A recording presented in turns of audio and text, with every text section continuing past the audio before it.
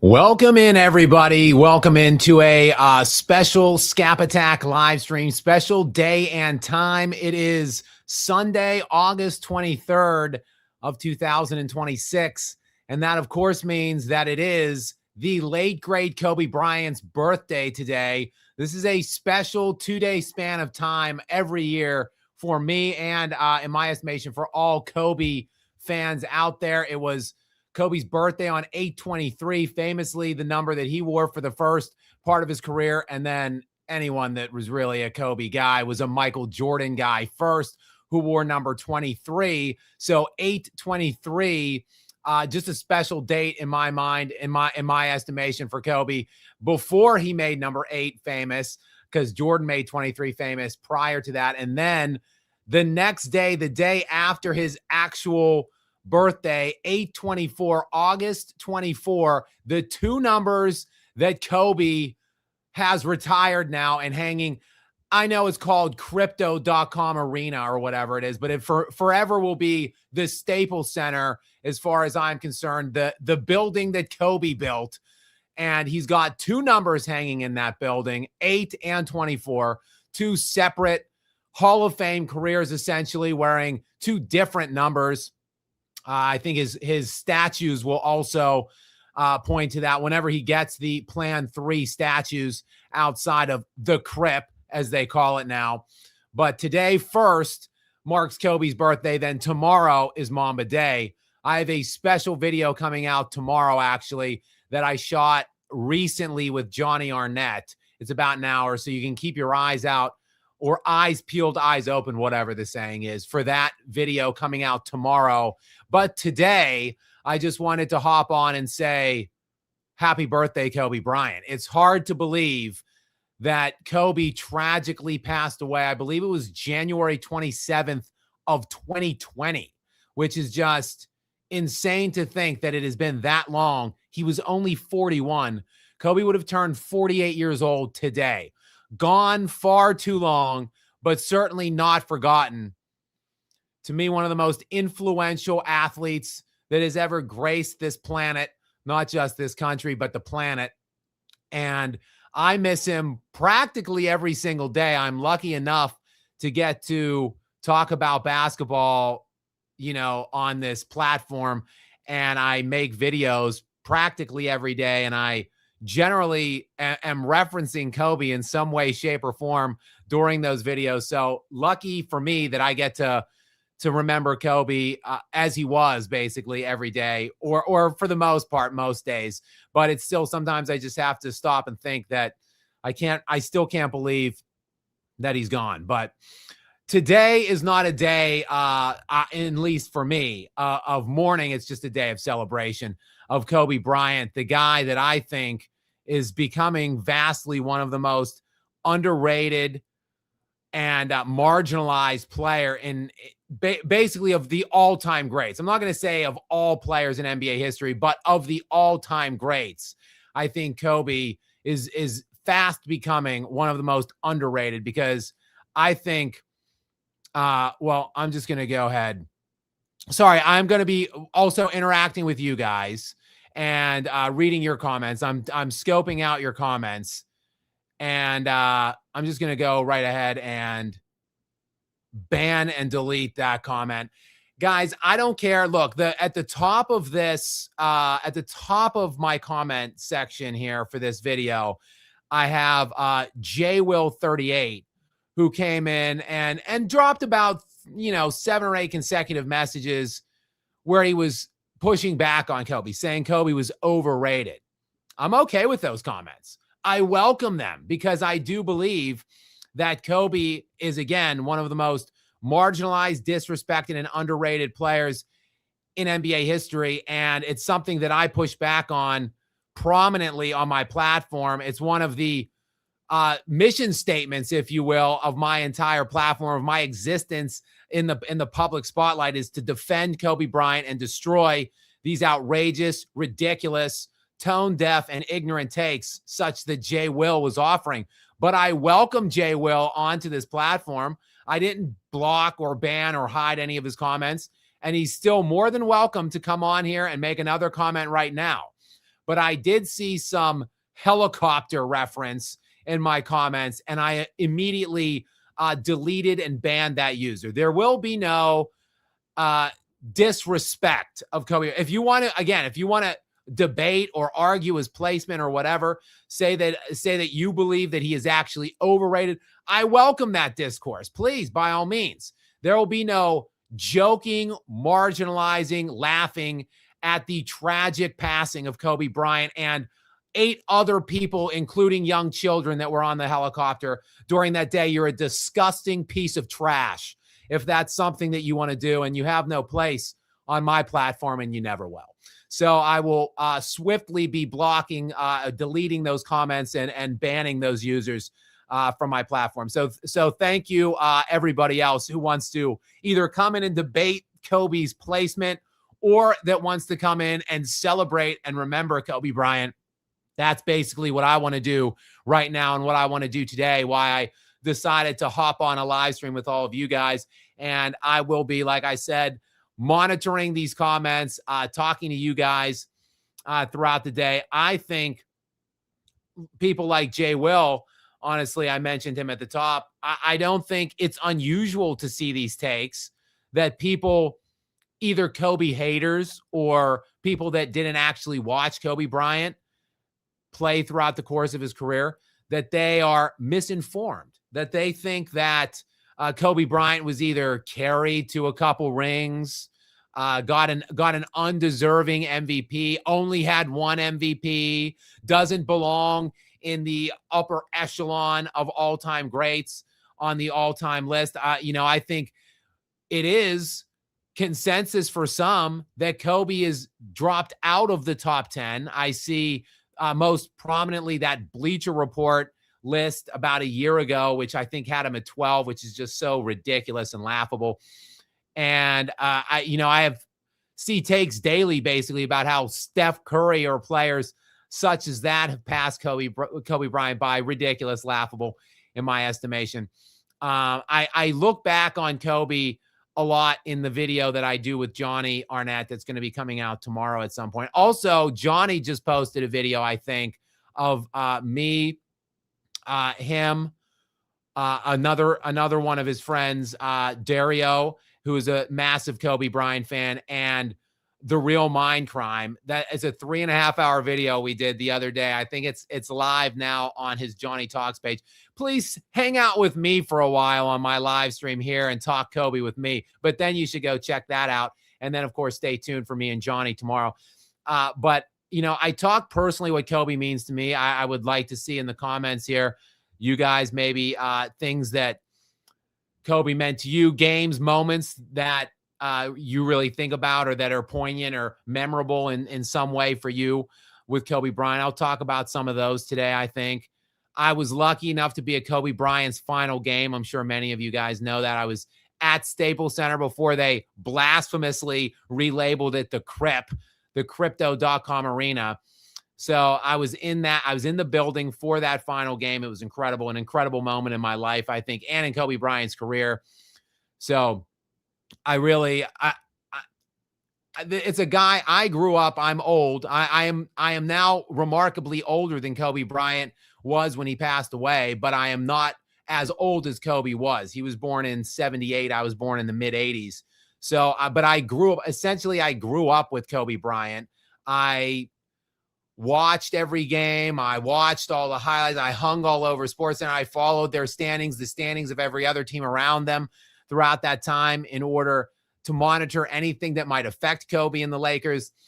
Basically, Kobe Bryant was one of the, I'd say, the most impactful elements of my childhood, pretty much growing up. He narrated essentially his career to some degree, kind of narrated my youth and my childhood to a large degree. And I hung on for 8 months, however long. The season began in October. The Lakers usually made deep playoff runs, so June. So a vast majority, a large chunk of my year, every other day essentially, was devoted to thinking about, watching, or studying whatever's happening with and around Kobe Bryant. So it was really, really hard for me personally when he retired, even though I was in my 30s by the time he retired. And I think I was 33 years old when he retired.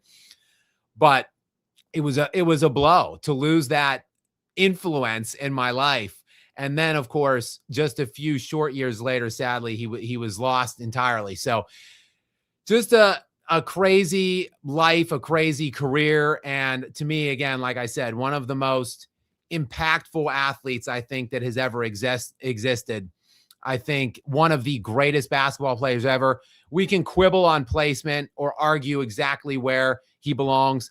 I don't think it's a mystery to anybody that's joining me right now on this live stream. I personally have him second all time behind only Michael Jordan. And I personally believe that he got a hell of a lot closer than most people choose to accept or admit. But wherever you have him, I think it's undeniable he is a top 10 all-time player. I think he's closer to the upper half of that top 10 than the lower half. And this is a guy that dominated a 13, 14-year stretch of time individually, statistically. Sorry, I have my dog and my personal assistant is scratching at the door to get out. She wants to go see there is some ruckus outside. So sorry about that. But yeah, I think he's at the upper end, like a top 5 Mount Rushmore type player. I can't understand. I can't make it make sense. I can't put the math together. A guy that led the NBA in scoring, in points per game, in total points scored for a 14-year span of time, where he made 12 All-NBA defensive selections, including 9 first team. He went to 7 NBA finals during that 14-year stretch and won 5 of them while playing against the most difficult gauntlet of playoff opponents in league history. I just can't make it make sense how people think that resume, the best offensive force for a 14-year span, who was also simultaneously the best positional defender that went to 7 titles and won 5 of them against the most 50-win opponents in league history. How in the world can you try to intelligently formulate an argument that he's not top 10? To me, I don't think you can intelligently formulate a conversation or an argument that he's not Mount Rushmore. But there's a lot of unintelligent people out here in this world. So I'm sure that they will continue to try as hard as they can for several years to come. But God knows by next year's birthday, he might be out of the top 15. But I don't think there's any case to be made that he isn't at least top 10. And again, closer to the top 5. And for me, number 2 all time. So, but guys, like I said, Kobe means a lot to me. I have probably 50 to 70 Kobe specific videos of my 950, if not more. So I've devoted a large chunk of my content at this point to the late, great Kobe Bryant. I've got another really good video coming up, I think, tomorrow as well. Today is more about you guys. I'd like to just see what you guys are talking about. I want to welcome in my main guy, Stefan Piscano. What is up? A big Kobe supporter and Kobe truther. I want to welcome him in. Shout out to you, my friend, and shout out to Vacation Wealth Partners. Stefan says, shit, I've been so busy, almost forgot it's Mamba's B-Day. Would be 48. My gosh, time flies by. Credit to the other GOAT, Skap, for putting this together and honoring the Mamba, right? Stefan, you know I can't miss a Kobe day. I've been very busy. I've got family in town. So, I actually was away from home for the last several days. I wanted to come in, though, and do something today. I have been pre-editing that video between Johnny Arnett and myself, which will hit tomorrow for Mamba Day. But yes, a special back-to-back day, Stefan. We've got KB's birthday followed by Mamba Day. So I can't, I couldn't have missed it. I had to do something, and I wanted to pop on and talk to you guys and get some comments and some interaction, see what Kobe games might be particularly memorable for you, or what Kobe meant to you guys. So I'll just be basically reading comments, talking to you, interacting with you guys. I've been on for about 15 minutes. I'm planning to be here and hang out for about 2 hours, at least an hour and a half. I have other plans today coming up, and I got to edit that hour-long video for tomorrow. But again, I want to talk to you guys because I know Kobe means a lot to a lot of the people that follow me, support me on this platform. Kobe means as much to them as he does to me. So I figured I'd hop on and just have a little dialogue with you guys. Manny, what's up? Manny Clemente, 7159. What's up, Skap? Kobe definitely top 2. He only got Pau Gasol and went to 3 straight finals and won back-to-back. Facts, Manny. Not only did Kobe, to me, Kobe had a weird career. He had Shaq early, but then his team was absolute ass for a few years in his absolute peak prime, in my opinion. I think Kobe, to me, was at his best in like 05, 06 range.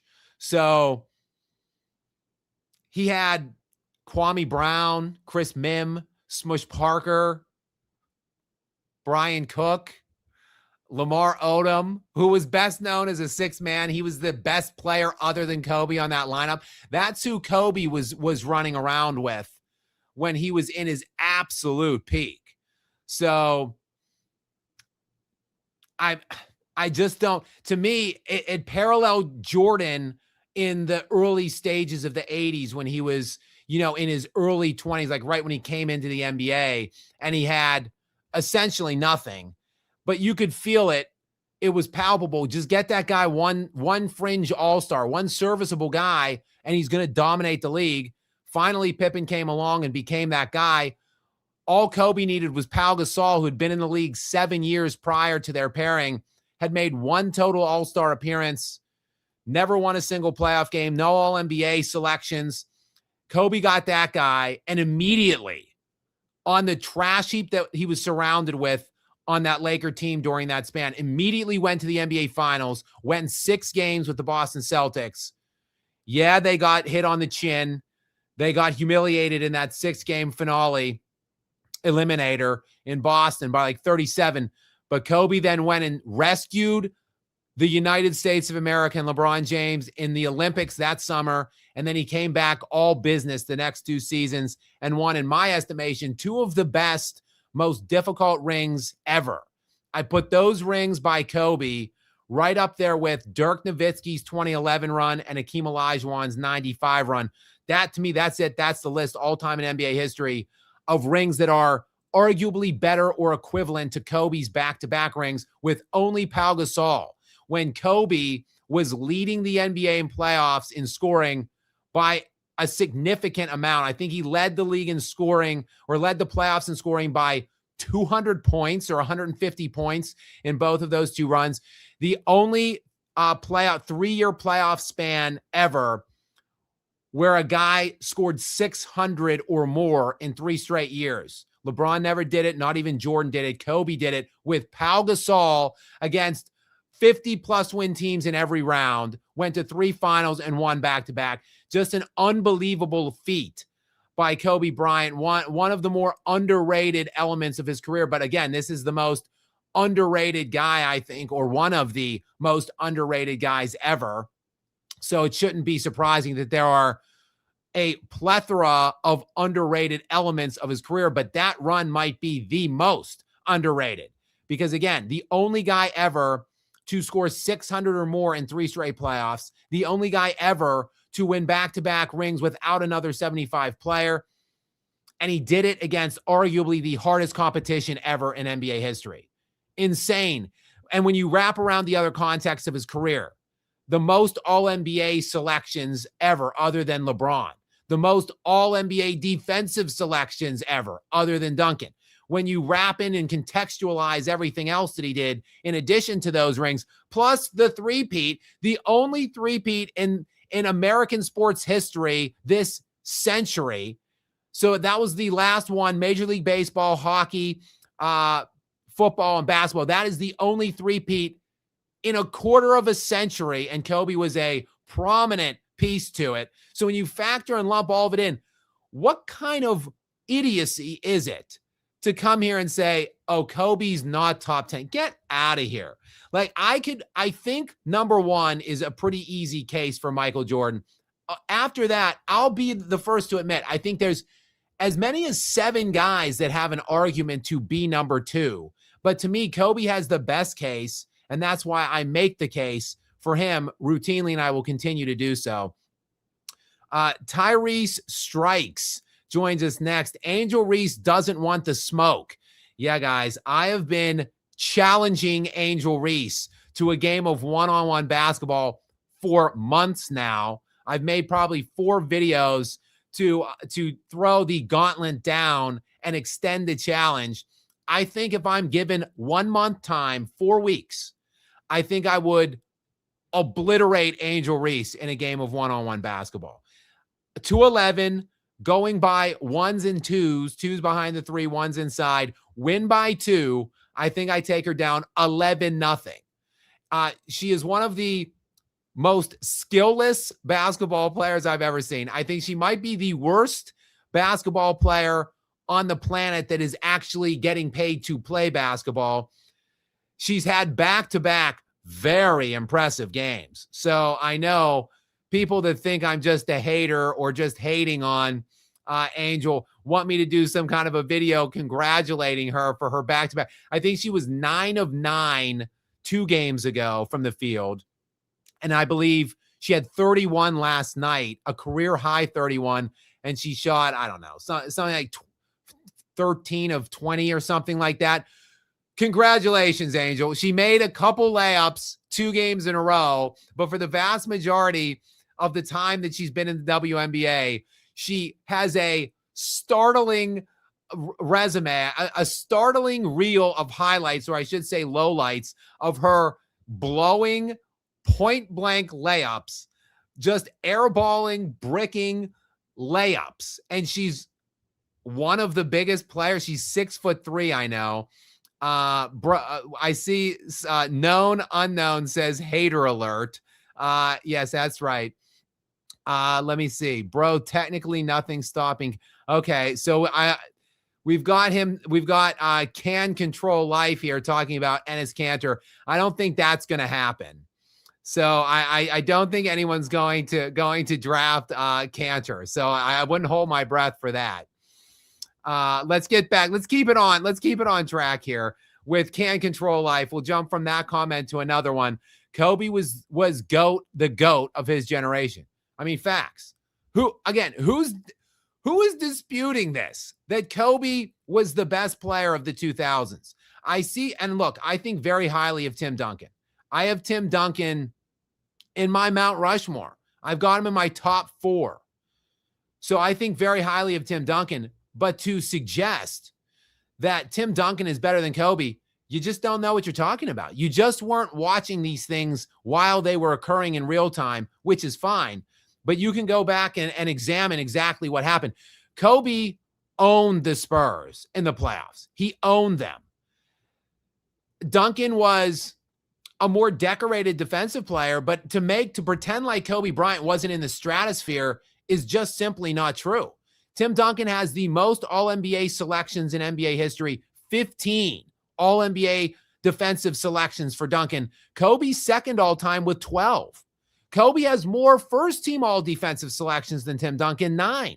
That is more than any player in league history, including Tim Duncan, other than Jordan, Kevin Garnett, and Gary Payton. So to say that Kobe wasn't in the stratosphere defensively as Tim Duncan is pure revisionism, and Kobe was a substantially better player than Tim Duncan offensively. Substantially better. Duncan had a significantly better franchise. He had just as good of a coach. He had, for his entire career standpoint, more help. You could argue that Shaq, of course, is the best player that either of them have played with, but Kobe played with Shaq for 8 years. Duncan had a whole career of great supporting cast. He came in when David Robinson was still an pretty elite player. He was third team All-NBA, Defensive Player of the Year finalist when Tim Duncan came in. So Duncan won some rings with him. Then you get Manu Ginobili and Tony Parker in right after that. Duncan wins his last ring with Parker, Ginobili, and Kawhi Leonard. So career for career, Duncan had more help than Kobe. Kobe went to more finals than Duncan and won the same amount.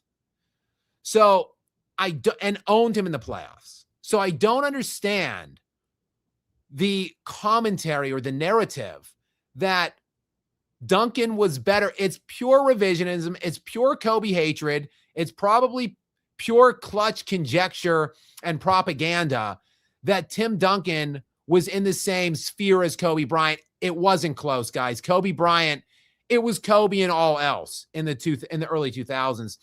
And I would say his reign basically lasted from like 2001 to 2012. So a pure decade of plus where he was the best player. So for people, again, pure revisionism and clutch propaganda like Nick Wright to say he was never the best player in the NBA, it's ridiculous to me. He was the best player for 10 years straight. And the fact that he only has one league MVP is one of the biggest jokes, in my estimation, in sports history, quite frankly. So let's see here. Skap, would you ever want to debate me? I think Kobe, top 5 to 7 of all time. But what makes him better than Tim Duncan? Because think Tim Duncan was able to win 5 chips as the best player on the team until 2014. First of all, again, Tim Duncan didn't win 5 chips as the best player. He won 5 again, Kari 25. This is, again, just more of the same of like, it's no disrespect. You don't know what you're talking about. Tim Duncan was not the best player on that final championship run. He just wasn't. He had Tony Parker, Manu Ginobili, they were better than Tim Duncan at that point. And Kawhi Leonard won Finals MVP for whatever that matters, because again, Finals MVP isn't the be-all, end-all determinant. But Tim Duncan did not win 5 chips as the best player. And again, I hope you just listened to what I said. What makes Kobe better than Tim Duncan? I'll even give Tim Duncan the nod defensively. I think Tim Duncan is the 2nd or 3rd best defensive player in NBA history. So I will definitely give him the nod. But I think Kobe's a top 20 defensive player in NBA history. Whereas I think Kobe Bryant is arguably the greatest offensive player in NBA history. I've got him as it's him, Wilt, and Jordan. That's it. That's the conversation. Duncan isn't even in the stratosphere of top. Well, he's like maybe the 30 or 40th best offensive player, if that. And then again, these guys were in the same conference. Duncan had better help, by and large, a far better franchise. Kobe played for 9 coaches in his career. 9. Tim Duncan had Greg Popovich. That's it. He had a substantially better supporting cast and support system within his organization. And again, I'm not saying that this is a landslide. I have Kobe 2 all-time and Tim Duncan 4 all-time. But it's just not. Kobe was by far the best offensive player for like 14 straight years. So and again, debate a wall instead of me. It's Kobe, Wilt, and Jordan. Those are the 3 in some order. So if you got Kobe, who's a really elite high-level defensive player, and Duncan, who's an elite all-time great defensive player, but Kobe significantly clears him offensively, then they were in the same conference. Duncan had better support cast, better franchise, et cetera, et cetera, et cetera. They played each other head-to-head many times, and Kobe in the playoffs, and Kobe bested him by and large for the most part in the playoffs. I just don't think that it's a close conversation. And that is despite the fact I'm saying it is close, because I've got Duncan at 4 and Kobe at 2. But in terms of Duncan over Kobe, I don't know what the case is. I just don't get it, because he has 2 MVPs and Kobe has 1. Kobe, again, I'm going to drop this because it's one of my all-time favorite statistics about the Kobe hate and disrespect. Kobe finished 11 times in the top 5 in year-end MVP voting. 11 times. It's tied for the 3rd most top 5 finishes in the MVP in league history. LeBron has 15. I'm sorry, Kareem has 15. LeBron has 14. Those are the top 2. Kobe has 11. Bill Russell has 11. Jordan has 5. Wilt has 5. That's it. That's the list of six players that have double-digit top 5 MVP finishes. Jokic will likely join that list by the time he's done. Jokic right now has 3 MVPs. Everybody else, the other 5 names of the 6 that I just mentioned that have double-digit MVP top 5 finishes, won at least 4. Like, Jordan has 5. Kareem has 6. LeBron has 4. Russell has 5. Wilt has 4. Kobe with 1. So get out of here with the Duncan has 2 MVPs and Kobe has 1. I don't care. MVP means absolutely nothing. Also, Tim Duncan spearheaded a bronze medal in the Olympics. Kobe Bryant rescued the United States of America and won them the gold medal. We can go on and on and on with the Duncan Kobe thing, but it's not just about Duncan and Kobe to me. It's about everybody else in NBA history outside of Michael Jordan. I think Kobe Bryant clears them all. I'm assuming this guy has Braun outside of his top 10. So silly, man. What's up, Lil Venetian? I think LeBron's an arguable top 10 player. I think he's probably right around 10. My Mount Rushmore right now would be Jordan, Kareem, Duncan, and Kobe. And I've got Hakeem to round out my top 5. And Jordan and Kobe are 1 and 2, by the way. I think I'm on the verge of moving Kareem out of my top 5. I think Kareem had so much help. He played with 8 All-Stars that combined to make 25 All-Star appearances throughout his career to get 6 rings. He had Oscar Robertson for 1, Magic Johnson for the other 5. And I think, honestly, Hakeem Olajuwon is just better than Kareem Abdul-Jabbar. Like, pretty much at everything. I think he was a better peak offensive threat, and I think he was the second best defensive player ever behind only Bill Russell, Hakeem Olajuwon. And I think if you gave Hakeem Olajuwon Magic Johnson for 10 plus years, or Kobe Bryant, for that matter, Shaq played with Kobe for 8 years, then Dwayne Wade for 2 years immediately right after that. 10 years where Shaquille O'Neal played with Kobe Bryant and then Dwayne Wade. To me, the 2 best 2 guards other than Jordan ever. Give Hakeem Olajuwon that level of replacement. And to me, Olajuwon has 5, 6 rings too. So to me, it is a nuanced conversation. It's not all just about rings. It's about the context of how they won the rings. And to me, Kareem Abdul-Jabbar has a fantastic total resume. He has the best overall resume of any player in NBA history. To me, then I was going to say you could put other guys in the mix, but he's number 1 to me. Above LeBron. People will throw LeBron out there. Kareem Abdul-Jabbar is top 3 in points, rebounds, and blocks. He went to 10 NBA finals. He won 6. He has the most league MVPs ever with 6. He has the definitive resume, the best resume. If it's all only about resume and no context, Kareem's arguably in the top 2. But when I look at the fact that he won 1 with Oscar, and then in the 70s when he was peaked, when Kareem was primed, in a decade that was the biggest, other than this decade we're in now, the biggest parity-driven decade in the sport's history, where there was no super team or abundance of, one team that was just reigning or ruling supreme over that decade. He couldn't win anything in that decade until he got to Magic Johnson at the end. So if Kareem was really that great, that dominant, he should have won at least 1 in the span of his peak in that 70 span without one of the other top 7 best players ever, in my opinion. Chicken Hearn Forever is going to push back maybe.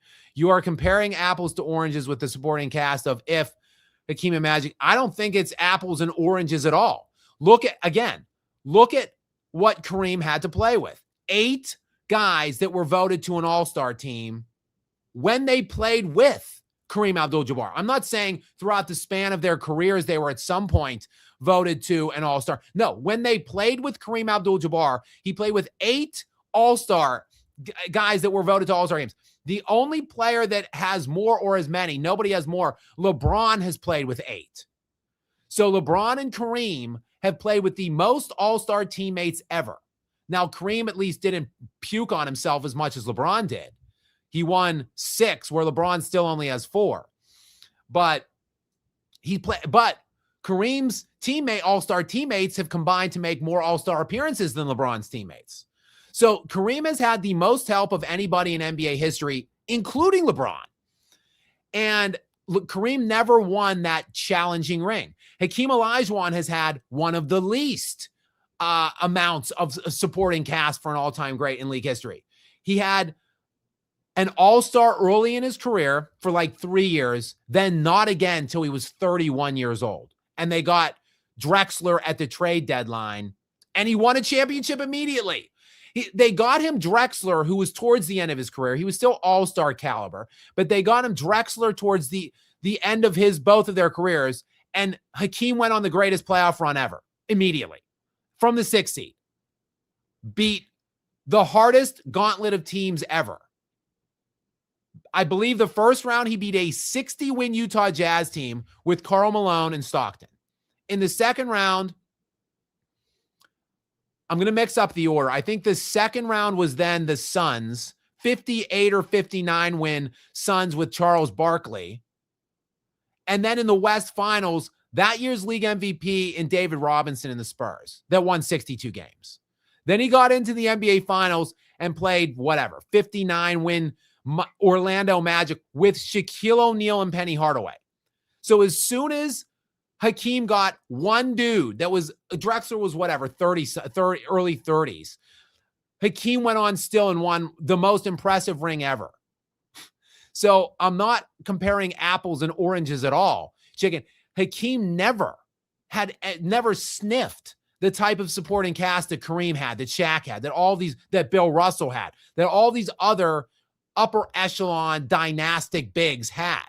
So to me, Hakeem getting 2 is damn impressive. And when you look at what else the guy did, he's top 20 in points, rebounds, steals, and blocks all time. To me, Nikola Jokic is the best offensive big ever. Bill Russell is the greatest defensive big ever. And Hakeem Olajuwon is the best overall big ever.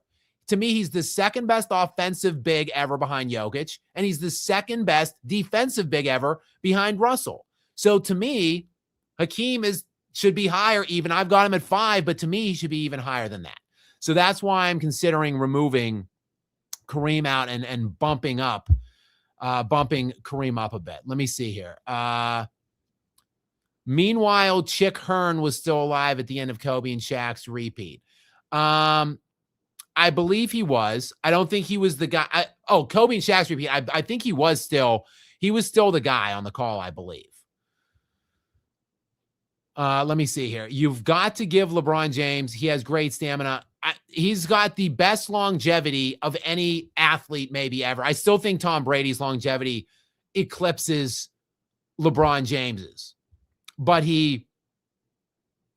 no, Drexler was not on. Sorry, Drexler was not on the 94 team. No. The only All-Star that the 94 Houston Rockets team had on it was Otis Thorpe. Hakeem Olajuwon won the 1994 NBA championship while being the league MVP, defensive player of the year, and winning the championship and finals MVP. And Otis Thorpe was his best player otherwise. And then the next year they were floundering and struggling. And at the trade deadline, they brought in Clyde Drexler, still only got into the playoffs at the 6th seed. And Hakeem just unleashed a fury in the playoffs and beat a collection of 4 teams. Its average win total was like 61.5 points per game. By far the hardest SRS run ever. By far. The second hardest SRS run ever in NBA history, by the way, just the 2001 LA Lakers, which Shaq and Kobe went on a 15-1 run and beat their opponents by 12.5 points per game on average. 2001, greatest team in NBA history, in my estimation, Kobe and Shaq, because they had the 2 best players on the planet on one team in their peaks. Anyway, sorry, I didn't mean to get derailed there. Yes, other than Tom Brady, LeBron James probably has the best longevity in sports, even if he's using some kind of banned substances in order to help get him there. It still is insanely impressive what he's doing at this age and stage. But I don't really care. Like, longevity doesn't impress me all that much. I say it all the time. I draw the correlations all the time. There's differential in era, in pace and spacing, etc. And it's just a different time in terms of the easiness of the game. And then longevity, to me, who cares how good you are in year 20 or 21, 22? How good were you in year 6, 7, 8, when everybody else around you, all the other great players of your era were peaked? How good were you then?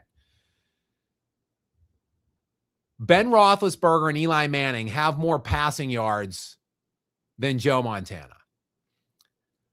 So, who cares? Elvin Hayes has more rebounds and points than Tim Duncan. He averages more points and rebounds per game than Tim Duncan. So, who cares? Frank Gore averages more, or Frank Gore had more total rushing yards than Barry Sanders. So, like, I just don't care. I will give LeBron his flowers on the longevity. And when you wrap everything else and all the other contexts throughout his career, how he got the rings, what he had to do to go get them, when you put it all together, he's arguably the 10th best player in my estimation. I think that there's players like Nikola Jokic who could take him out of that top 10, or maybe Victor Wembanyama. Who knows? That's a long way away. But people think I'm a LeBron hater. I only hate on the fact that he overrates himself to such a ridiculous degree. That's what I really hate on. The fact that he calls himself the GOAT, that he tattooed Chosen One on his back, and then he has jumped to multiple super teams to steal rings to try to insinuate himself into the conversation with other guys that have earned the rings. So that's what annoys me about LeBron. That's what I hate on about LeBron. In terms of his career, his on-court stuff and accomplishments, I don't hate on him at all. To me, he's an arguable top 10 player. But again, I'm sorry, I'm just not. When you jump to all these super teams and all these different years to snag those 4 rings in 24 years, just not that impressive.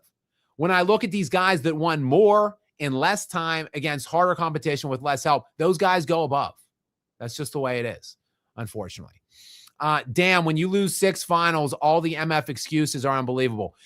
It's the other thing. He got into the NBA Finals 10 times, and he lost 6 of them. And he was right there in the ends of those games. People will make excuses for LeBron, say he didn't have enough help in some of those. He had injuries in some of those. Here's the skinny, though. He was in clutch opportunities. He was in clutch moments a lot of the time in the NBA Finals. And all he had to do in the last minute was be great. All he had to do in the last 60 seconds of a 1-score game was be the GOAT. And he failed a hilarious amount of times. This is a stat off the top of my head. I reference it often in videos, but I believe I have it retained to memory at this point. 21 times LeBron James was in a game that was 2 points up or down in the final 60 seconds of the finals. He shoots 30% in those times, like 10 of 29. And his teams are 10 and 11 as a result.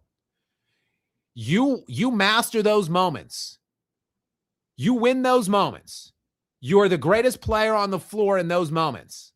You're not 4 and 6. You're 6 and 4. You're 7 and 3.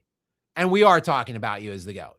But because you failed, because you choked, because you gagged routinely over and over again, even with stacked decks, I'm sorry. He's just not in the Mount Rushmore, guys. Let's see here. You swapped Jordan and Braun in 2015 with Kyrie and Love, and he's not winning, gang. I'll say this is another thing, since this is Kobe's day. Let me say another thing. I think Kobe, if you just replaced Kobe for LeBron for the whole career, like put LeBron in Kobe's teams with his supporting casts against his competition, and do the same for Kobe, I think LeBron has 1 ring maybe in Kobe's situations. I really think that. Maybe 2. Kobe, conversely, I think Kobe's got 7, 8. If he's got LeBron situations with LeBron supporting casts against LeBron's competition, I think Kobe has 7 or 8. I think Jordan would have had 7 or 8, if not more. So that's one of the other reasons why and just the fact that I lived through both of their eras, and I'm sorry. I just can't. I just can't ever put. I mean, I don't know what this guy's laughing at. Jotbo 22. I honestly don't know. What do you like? I lean more towards this. Kobe has 10 rings with LeBron super teams. Yeah. Like, think about this. LeBron James was 26 years old and consecutive MVPs the previous 2 seasons when he went and teamed up with Dwayne Wade and recruited Chris Bosh. So LeBron was 26, 27 when he was choking his ass off in the 2011 finals. Choking his ass off.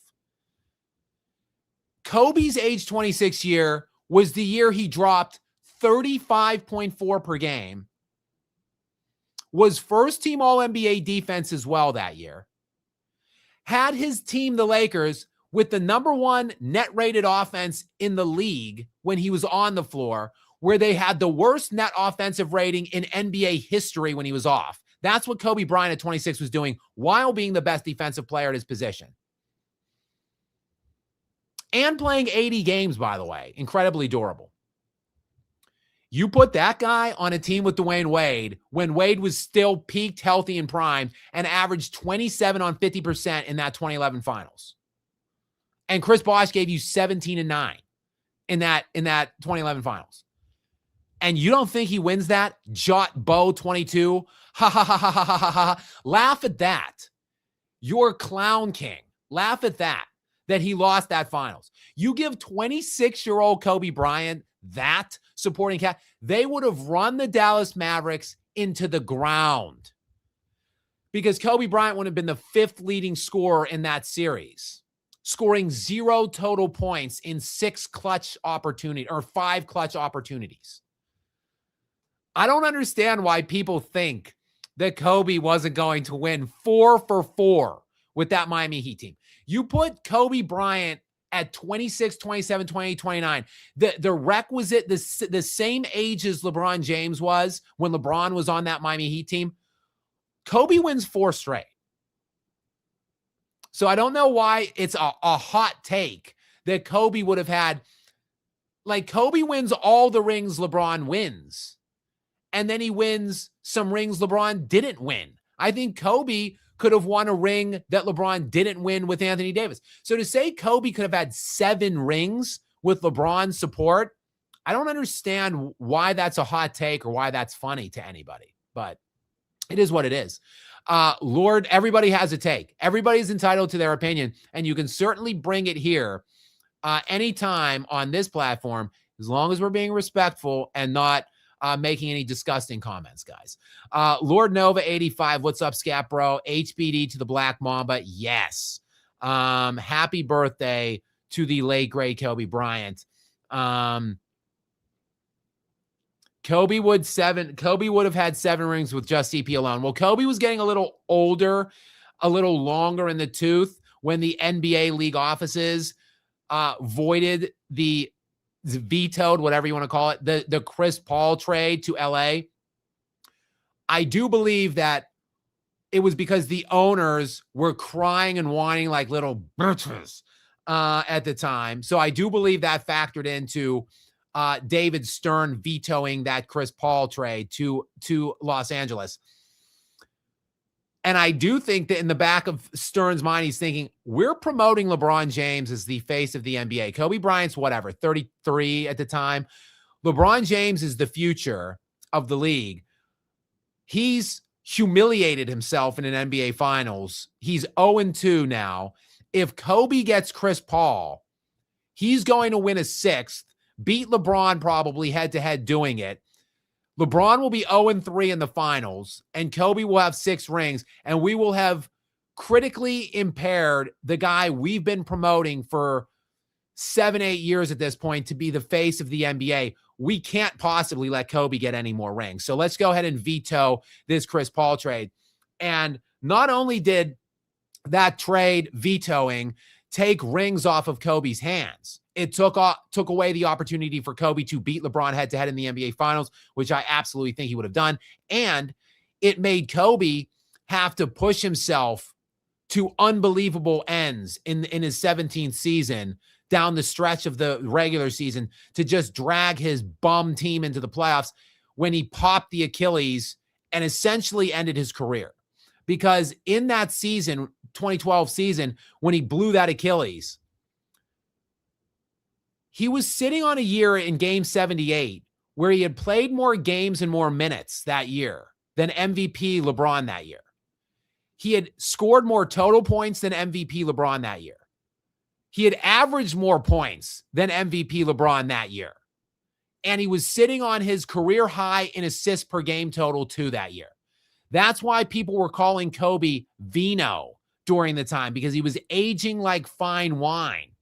So if Kobe doesn't have to push himself literally to the brink where he pops his Achilles and ends his career, Kobe has 3 or 4 more good elite top 5 to 7 years, 5 to 7, top 5 to 7 best players in the world years, where to me, yes, LeBron with this insane longevity would eventually have gotten it. But in my opinion, Kobe would have had 1 or 2 more rings, and he would have been the all-time leading scorer in NBA history when he retired.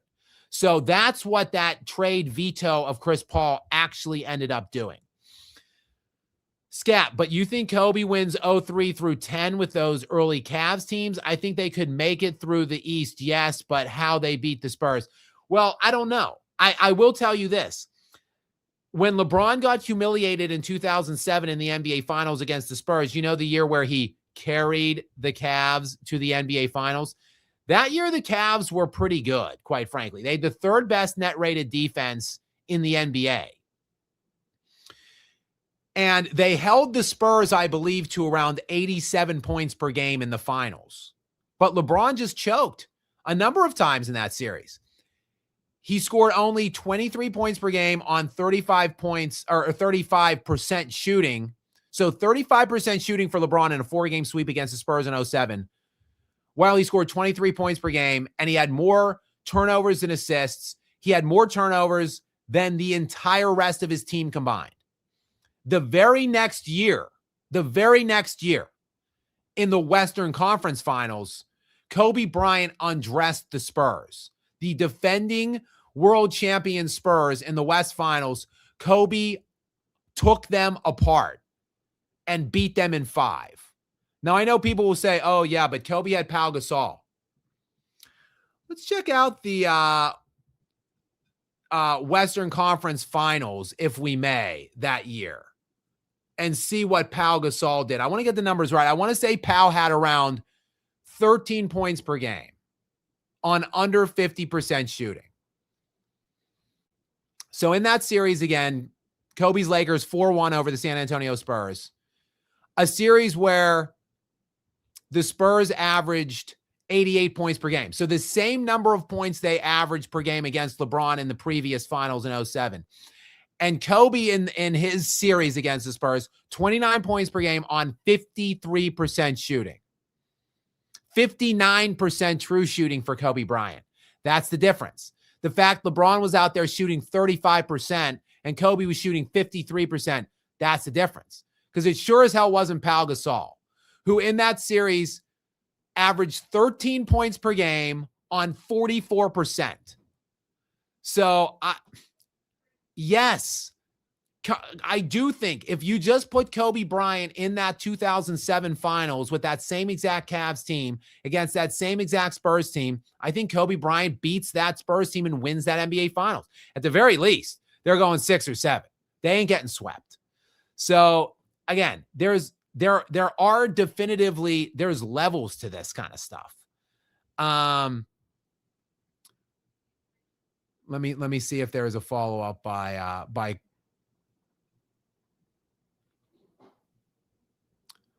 LeBron with Pau and street clothes Bynum would have gone fishing early. 100%. 100% I agree with that. You put LeBron James at 30, whatever, 31-ish when Kobe was going to those finals with Pau Gasol and Lamar Odom. Like, it's crazy to me that people will say how great Kobe is and how badly they strive to undermine and marginalize what he accomplished and what he did in his career. People will call that Laker team a super team or say that it was drastically more help than LeBron had on his early Cavs team. It wasn't. You've got people calling a team that started Derek Fisher at point guard a super team, where you got people calling a team that had Lamar Odom, the third best player, a super team. Lamar Odom made 0 All-Star appearances and 0 All-NBA appearances in his entire career. Chris Bosh made 11 All-Star appearances in a 13-year career as a third option for LeBron's title teams. There's levels to this stuff. Kobe wins 7 or 8 rings with LeBron's career of supporting casts and opponents. That's not hyperbolic or a joke or whatever, or me just making a hot take. To me, that's an easy take. We got Duplarn in next. Made Kobe push his body. Made Kobe break himself. The garbage organization, the festering turd franchise that Kobe was surrounded with, forced him to obliterate his body. And they had an assist. The Lakers and their shitty team management and roster building around Kobe had a big assist from David Stern and that Chris Paul vetoed trade that essentially made Kobe end his career at 34. So I didn't say 11 rings, Jot Boa. I said 7 or 8. Now, if someone else said 11, I don't know. I'd have to go through the years at that point. Okay. I'm sorry. I've got a bunch of super chats here too, guys. I'm going to continue to keep an eye on all of the comments, including ones like this. Kobe Bean Bryant is 10,000 times better than LeBron Ramon James. I will continue to keep an eye on all of these comments. And I am good, but I have to hit some of these super chats. I've got a bunch of super chats here as well. So I'll be jumping back and forth between the live comments and keeping an eye on things. Let me see here. Kobe isn't beating the KD Warriors. He's not beating the 07 Spurs, and he's not beating the Warriors without Kyrie and Kobe. I think Kobe might have been able to win the 2017 finals when KD, the first year, I think he might have been able to win that one. I really do. Because Kyrie was balling in that finals. Like, let's take a look. Just don't take my word for it. In that series, Steph Curry averaged 27 points per game. This is Steph Curry in the 2017 finals. 26.8 points per game. He shot 44% from the field, 38% from three-point, 89% from the free throw line. That's Steph Curry. Kyrie Irving in that same series, 29 points per game, more than Curry. On 47% shooting, higher than Curry. On 42% shooting from the three-point line, higher than Curry. On 90% shooting from the free throw line, higher than Curry. Dog, Kyrie Irving outplayed Steph Curry in consecutive final series in 16 and 17. And the third option on those teams, Klay Thompson, the third option, 16 points on 42% shooting. Kevin Love, 16 points on 39% shooting. So a similar 2 and 3 option in that series. And look, LeBron's numbers look great, no doubt. But KD, when it was winning time, KD punked LeBron. The difference in that series was that Kevin Durant owned LeBron James in the clutch. I think that series was winnable. And I think Kobe Bryant would have won it. So, yeah, that's another ring I think Kobe could have won. I think, yeah, he would have won the 07. Yeah. I think he could have won. I think he absolutely would have won the 2023 finals. Anthony Davis was like prime Shaquille O'Neal out there in 2023, giving Nikola Jokic everything that he could handle and more. And LeBron gets swept in the 2023 finals, West Finals, humiliated in the clutch, shot 30% in the clutch, shooting balls off the side of the backboard in the clutch. And Nikola Jokic sweeps him and goes on and beats a putrid Miami team in the finals. Another ring Kobe could. We might be getting to 11. I said 7 or 8 is what Kobe would have had. We might be getting to 11, quite frankly, where I think that might have been a reality. Okay, sorry. Let's get to some of these super chats. Will N 8664. Welcome in, Will, my friend, my brother. Thank you so much. Got a lot of regulars, I'm sure, here in this region of the comments. But again, I will continue to bounce back to the live comments as well. R.I.P. to Kobe and R.I.P. to Don Nelson, says Will N. Yes, agreed on both. Donnie Nelson recently passed, a legend and an icon in his own right. So yes, agreed with you on that one, Will. We've got Big Bucks, no whammies. Like the handle name there, or whatever we're calling that. Welcome in, Big Bucks. 2001, I saw a commercial promoting the finals, and was the first time I saw Kobe, aka Froby, and the rest is history. Happy birthday, Kobe. Thanks for all of the childhood memories. Yeah, it was. Anybody that was kind of grew up in that span of time, I was born, I think of, I'm a child of the 90s. So, you know, I was a big Michael Jordan fan initially when he came in. And then after that, you know, it was Kobe. Like as soon as I saw Kobe begin playing, that was my, that was my true love. My favorite, and still my favorite athlete by far of all time, the late, great Kobe Bryant. Sully's Tech Hub is in next. What's up, Sully? Welcome in to you, my friend. Cheers, Skap. I don't know how early I am. Does your list change much if you measure talent potential only, ignoring injuries, rings, accolades? First of all, Sully's Tech Hub here.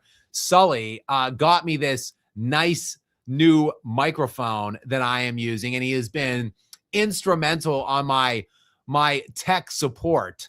So I'm going to be getting him a more well-deserved and in-depth thank you and shout out on a video. But first and foremost, I just wanted to acknowledge that here that Sully sent me this microphone, and I'm loving it. I'm still working my way through understanding exactly how to use it, but he has been very, very helpful and generous with not only the microphone itself, but with his time and helping me figure out how to actually use it, because I'm an idiot when it comes to anything technologically related. But yes, Sully, to answer your question, yes. If I'm just looking at talent, potential, on-court abilities or whatever, yeah, that will change a lot. Or eye test, that changes my all-time list a lot, because my top 10 all-time list factors in substantially things like resume, accomplishments, what kind of rings did they win, the context of the rings, what kind of help did they have in winning them, what kind of opponents did they face in acquiring them. Like those things all play a significant factor in me amassing my all-time top 10 list. If I'm looking at just potential or just abilities or just on-court things, then yes, that obviously does drastically change it a lot. I mean, Will Chamberlain would maybe be the GOAT. Nikola Jokic would probably be top 3. But those, I mean, Jokic likely, while I think the world of him and while I think he's going to land somewhere in the top 12 to 13 all time, I don't think he's going to be able to get into that top 10 if he doesn't win at least one more ring. I've got Akeem with 2 in there, and I've got Wilt with 2 in there. So if Jokic gets 2, I would think not twice about putting him in there. But with 1, even as great as he's been, even as masterful as he has been, even as dominant as he has been individually, can't put him in there with just 1, even with the shitty teams that he's been surrounded with. So yes, I do think things, when you remove injuries, rings, accolades, I do think that changes the conversation. Hell, if we're removing injuries and just looking at short bursts of peak or potential, I think Tracy McGrady would be in my top 10 all-time players. He might be in my top 5. I think Tracy McGrady was every bit the offensive equal to Kobe Bryant for like a 3-4 year span. Now, Kobe distanced himself substantially on the defensive side. But I think the world of Tracy McGrady, unfortunately, he didn't win anything. I think he only got out of the first round of the playoffs one time. And it was when he was really just on a roster with the Spurs at the end of his career.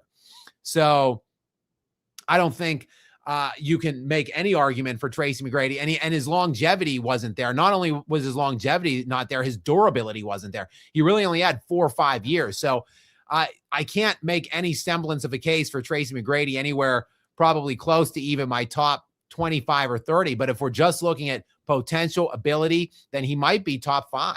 So good question, Sully. And again, thank you very much for all of your continued support and help here for me on my channel with my technical issues. John O'Rackliffe, what's in, my friend? Welcome in. Always a great day when I get to talk to John O'Rackliffe. And John, guess what? We are nearing football season, which means you and I are going to have to hop on a stream or a video. Maybe we'll do a recorded video. We're going to have to hop on together and talk some football. So get ready for that.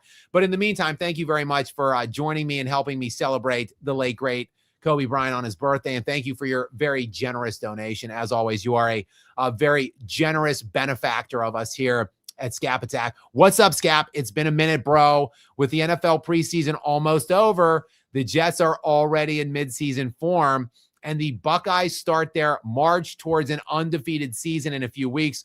RIP Kobe from the Celtics. Yep, we're almost there, John. Like I said, football, we are so close. We are so back. I can almost taste it. Fantasy football is in the air. The pumpkin lattes and beers are right around the corner, if not already upon us. And pretty soon we're going to have meaningful NFL and college football going on. So I can't wait for that. I obviously hate your Buckeyes, so I will be rooting against them. Not that I think my alma mater, the Penn State Nittany Lions, are going to do anything this year, but I just simply can't root for your Buckeyes, though I do think they're going to factor obviously significantly into the championship equation at the end of the season. I would think they are the favorites right now at this point. So I would say good luck to your Ohio State Buckeyes, but I don't mean it, and you don't need it. While I will say a funny good luck to your Jets, because you certainly do need it, and it doesn't matter. It's not going to help you because they're going to stink. They're in and the division isn't getting any easier. The Bills and the Patriots are both going to be very good. I think the Dolphins will obviously stink, though. So you've got that going for you, John, which is at least something. Next in, we've got Hashtronomy is in. RIP Kobe and Gigi. I ended up naming my daughter Gianna that year. Thank you, Skap, for always holding it down and paying tribute. 2824 forever. Yes, a very great name for your daughter. Shout out to you, Hashtronomy. And obviously, you are as big of a Kobe guy as me. If I ever had any kids, I would probably name them Kobe, Kobe, or Bryant or something like that. And I don't. My dog, she's a girl, and her name is Luna, and she's my best friend in the world. But she's definitely got the Mamba mentality within her when she's chasing rabbits around the neighborhood. Sorry, I've been looking at these regular these live stream conversations or these live convos, and I just see I will take a quick pause from these supers to just talk real quick. User KG5GR1WU9M comes in. Skap, what do you think of DeMar DeRozan going to the Nuggets? It's trash, is what I think. User KG, it's trash. It's a bum move. It's not going to do anything for them. Yes, he scored 18 points per game last year. Yes, he scored over 20 points per game. I don't know, like 7-ish times in his career. He's a 6 or 7-time All-Star. He is 37 years old. Next year is his 18th NBA season. And even if he still has the potential to score 17, 18, 19, 20 points, whatever, so what? Who cares? The Nuggets have several guys that could do that. Aaron Gordon could score 20. Cam Johnson could score 20. Jamal Murray does score 20. No, Jokic scores 20. They don't need another 20-point per game scorer that can't defend to save his life. Like, all they need, I don't know why this is this hard. Trade Jamal Murray and bring back 2 guys that score like 10 points per game that can defend at a high level. Do not get DeMar DeRozan, and try to get some stretch 4 or 5 that literally can just rebound and block shots. Like, if you do those things, you're a title contender. Instead, they run it back with all of the same pieces they have, minus Peyton Watson, arguably their best defensive player, minus their best bench player from last year in Tim Hardaway, minus their backup to Jokic and Jonas Valanciunas. I don't understand these moves. It's a baffling summer, to say the least, from the worst run franchise in all of basketball right now. Hopefully, though, it is Nikola Jokic's final year wearing a Denver Nuggets jersey. And hopefully, look, they're going to win 50 games. They'll win 52, 53 games this year. Jokic is going to average a 27-point triple-double. He's going to finish second in league MVP voting. And then they're going to lose in the first round because that's what their team is. A first-round exit team, even with the maestro that is Nikola Jokic. So hopefully at the end of the summer, he decides to bounce and go literally anywhere. Literally anywhere will be better than the Denver Nuggets.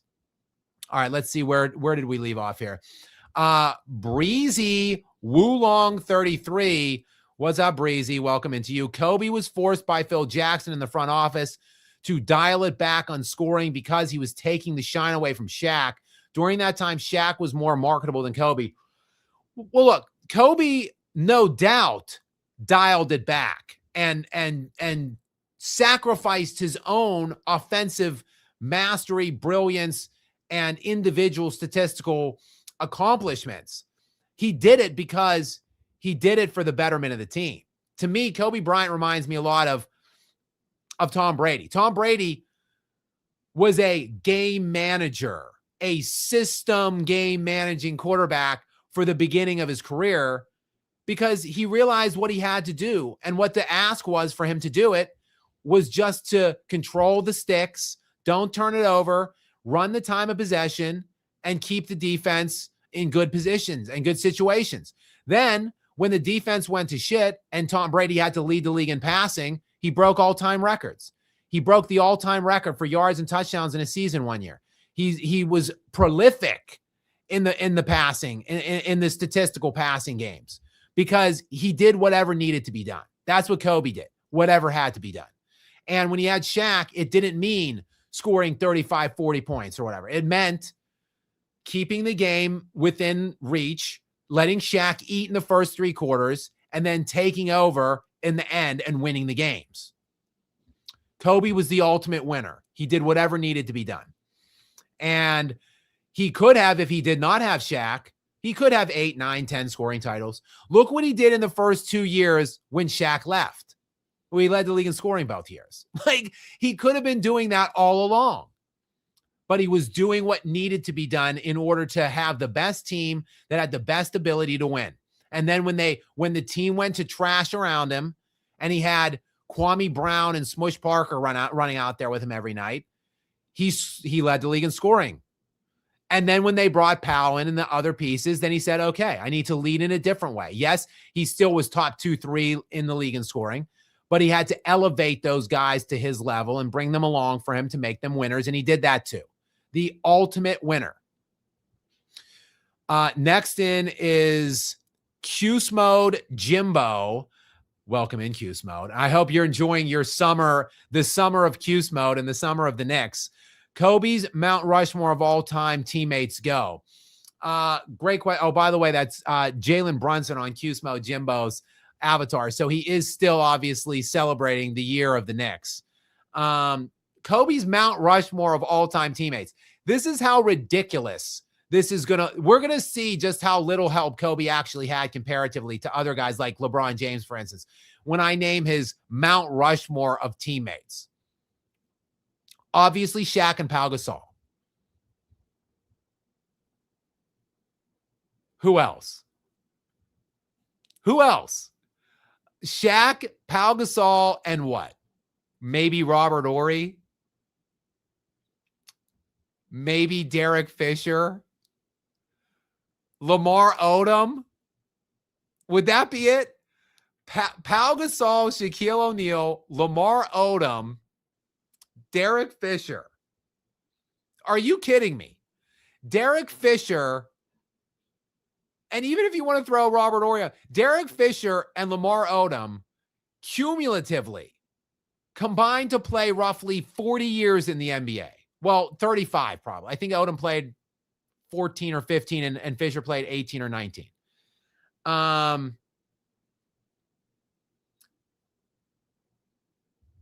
They combined, Derek Fisher and Lamar Odom combined in 35-ish years for 0 All-Star appearances and 0 All-NBA selections.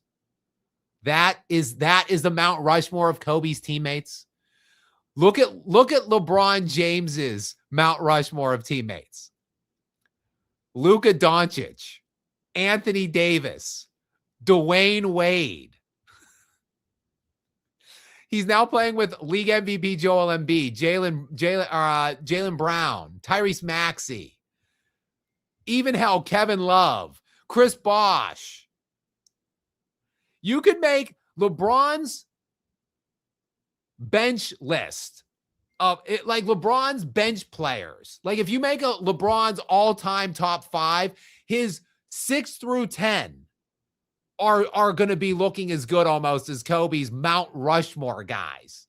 But I would say probably to answer Cusmo Jimbo's question of Mount Rushmore, which is 4, I would probably say Shaq, Powell, Lamar, and D-Fish. I see people saying Karl Malone. Like Karl Malone was in his 20th year and played 1 year and was hurt in the playoffs when it really mattered. So like, I don't know. Like he's not in consideration. I saw someone else mention Steve Nash. No, like Steve Nash was 37 and played 48, 52 games with Kobe and they didn't make the playoffs and Kobe ruptured his Achilles. No, like not on the Mount Rushmore. Good question though. Q's mode. Wolf Spain is in next. Hey Skap, would you want Kuminga on the Lakers? I think so. I think I would take Kuminga if I were the Lakers, what they're building, what they're putting around Luka Doncic now at this point. I think I would want Kuminga. And look, I think I would also be considering like who else wants Kuminga. Apparently, reportedly, the Minnesota Timberwolves are the other finalists for Kuminga's services. So if it's between the Lakers and the Minnesota Timberwolves, well, those two teams are very similarly bunched in the hierarchy of the Western Conference. So just to not let one of their major contenders or competitors to win it around in the playoffs, maybe just to not let them get him, I think would prove to be a beneficial outcome for the LA Lakers. So yes, I think I would want Kuminga, Wolfsbane, if I were LA. Wolfsbane, we'll go back to back with you. Thank you so much, Wolfsbane, again, for your contributions as always and your very generous donations. Speaking of the 90s, can you list MJ's East competition? I mean, the principal opponent that MJ primarily faced early on in his the Knicks were obviously a very worthy opponent for Jordan when he was winning titles. But when he was before he had Scottie Pippen and when he was just in the East, look at the gauntlet of teams in there.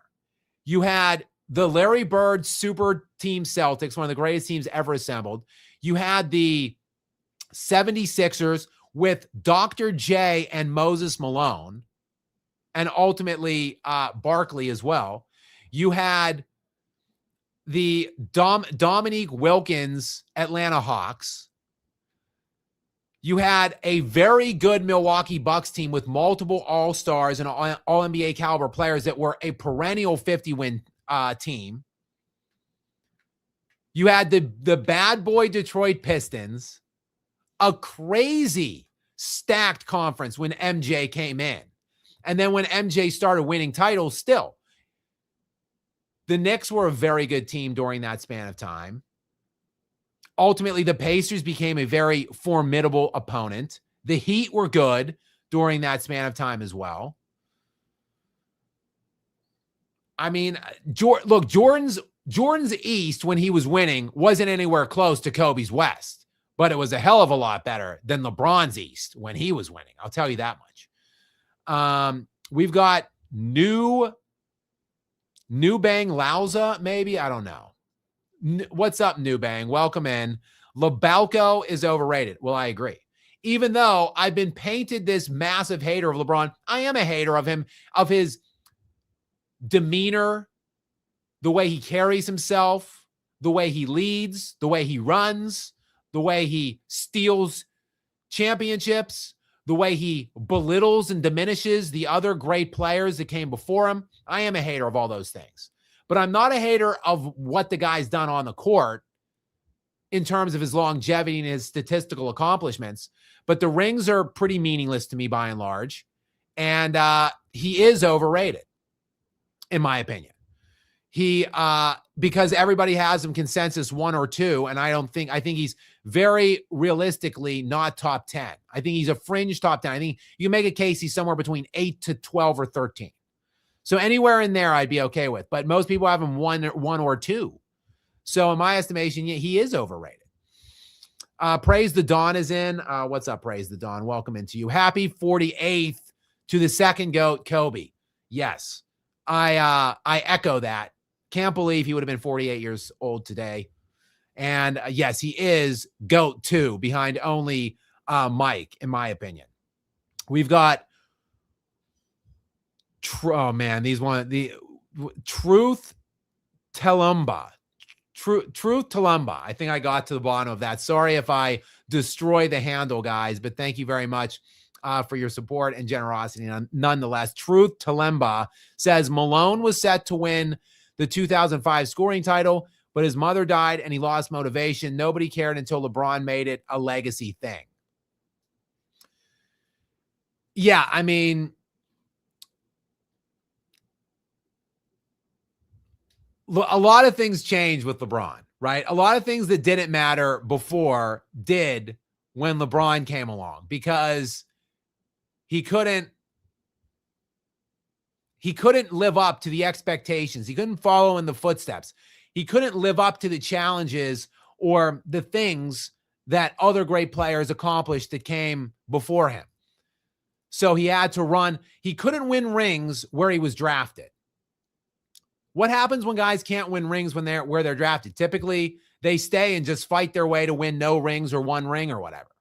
Or they go at the very end of their career after 11, 12, 13 years trying. They then go and try to ring chase outside of their prime. So LeBron probably, if he did that, has 0 or 1 ring. But he couldn't do it. So he decides to run and jump to all of these super teams. And then despite having all those super teams, he still can't get to 5 or 6 rings. That is the arbitrary ring total that essentially qualifies you for GOAT case. So it then became, well, rings don't even matter. I couldn't even win the rings at all. So let me go and cheat and rip these super teams and steal these rings. And then I'll get 5 or 6 or 7. And then I'll be able to say I'm better than all these other guys who did it the right way. Then he still couldn't even get to the rings that he needed. So then it became, oh, well, rings don't matter at all anyway. It's a team accomplishment. Look at my longevity. So, a lot of things changed when LeBron got in and couldn't do things that other people did. And that's why LeBron's not better than those other people. We'll go back to back with Truth Telumba. 99% of LeBron fans never saw his first 10 years. There's a reason Nick Wright said to erase it. Now they retroactively hype the 07 run. Yeah, the 07 run is one of the most overrated runs to me in NBA history. He, first of all, played on a team that, again, was the third-ranked net rated defense in the league that year. He played 2 teams in the first 2 rounds, in the Nets and the Wizards, that didn't even win more than half of their games. Both the Nets and the Wizards that year were 41-41. So that was the big accomplishment of LeBron, getting them to the East Finals against 2 41-41 teams in back-to-back rounds. Then he gets the Detroit Pistons in the Eastern Conference Finals, who are essentially the same profiled team as the Cavs.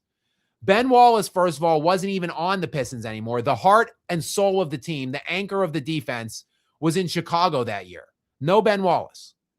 That Pistons team won approximately the same number of games as the Cavs. They had the same net rating as the Cavs. So not a huge accomplishment to me to get that Cavs team into the finals. But then when they got into the finals, the defense held the Spurs again to like 87 points per game in 4 games, and LeBron just choked his ass off in the series, in my opinion. Shot 35%, scored 23 points per game, had more turnovers than his entire team combined.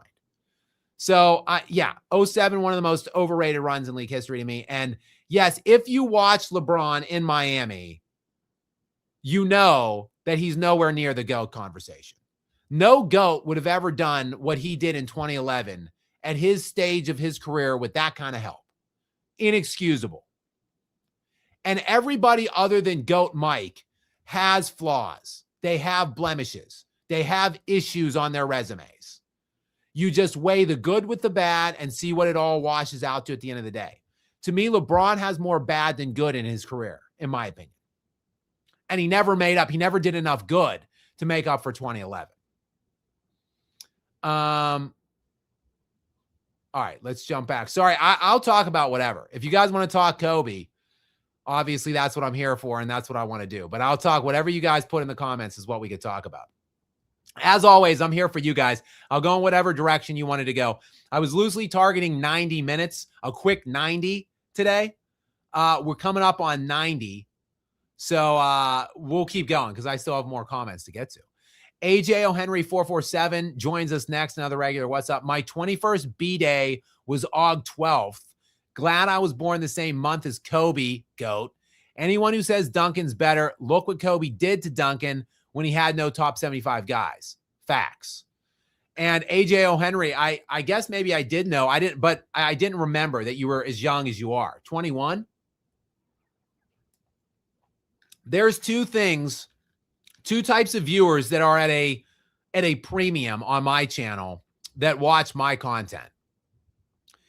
People under 30 and women. Don't have a lot of women, don't have a lot of female viewers, and I don't have a lot of young viewers. So I'm always excited when I get to see either. When I see lady viewers or young viewers, I obviously celebrate you guys, and I am very thankful to have you. AJ O'Henry, you are a regular here, and so the fact that you are such a regular and you are, gosh, about 20 years younger than me, I'm very thankful to have you.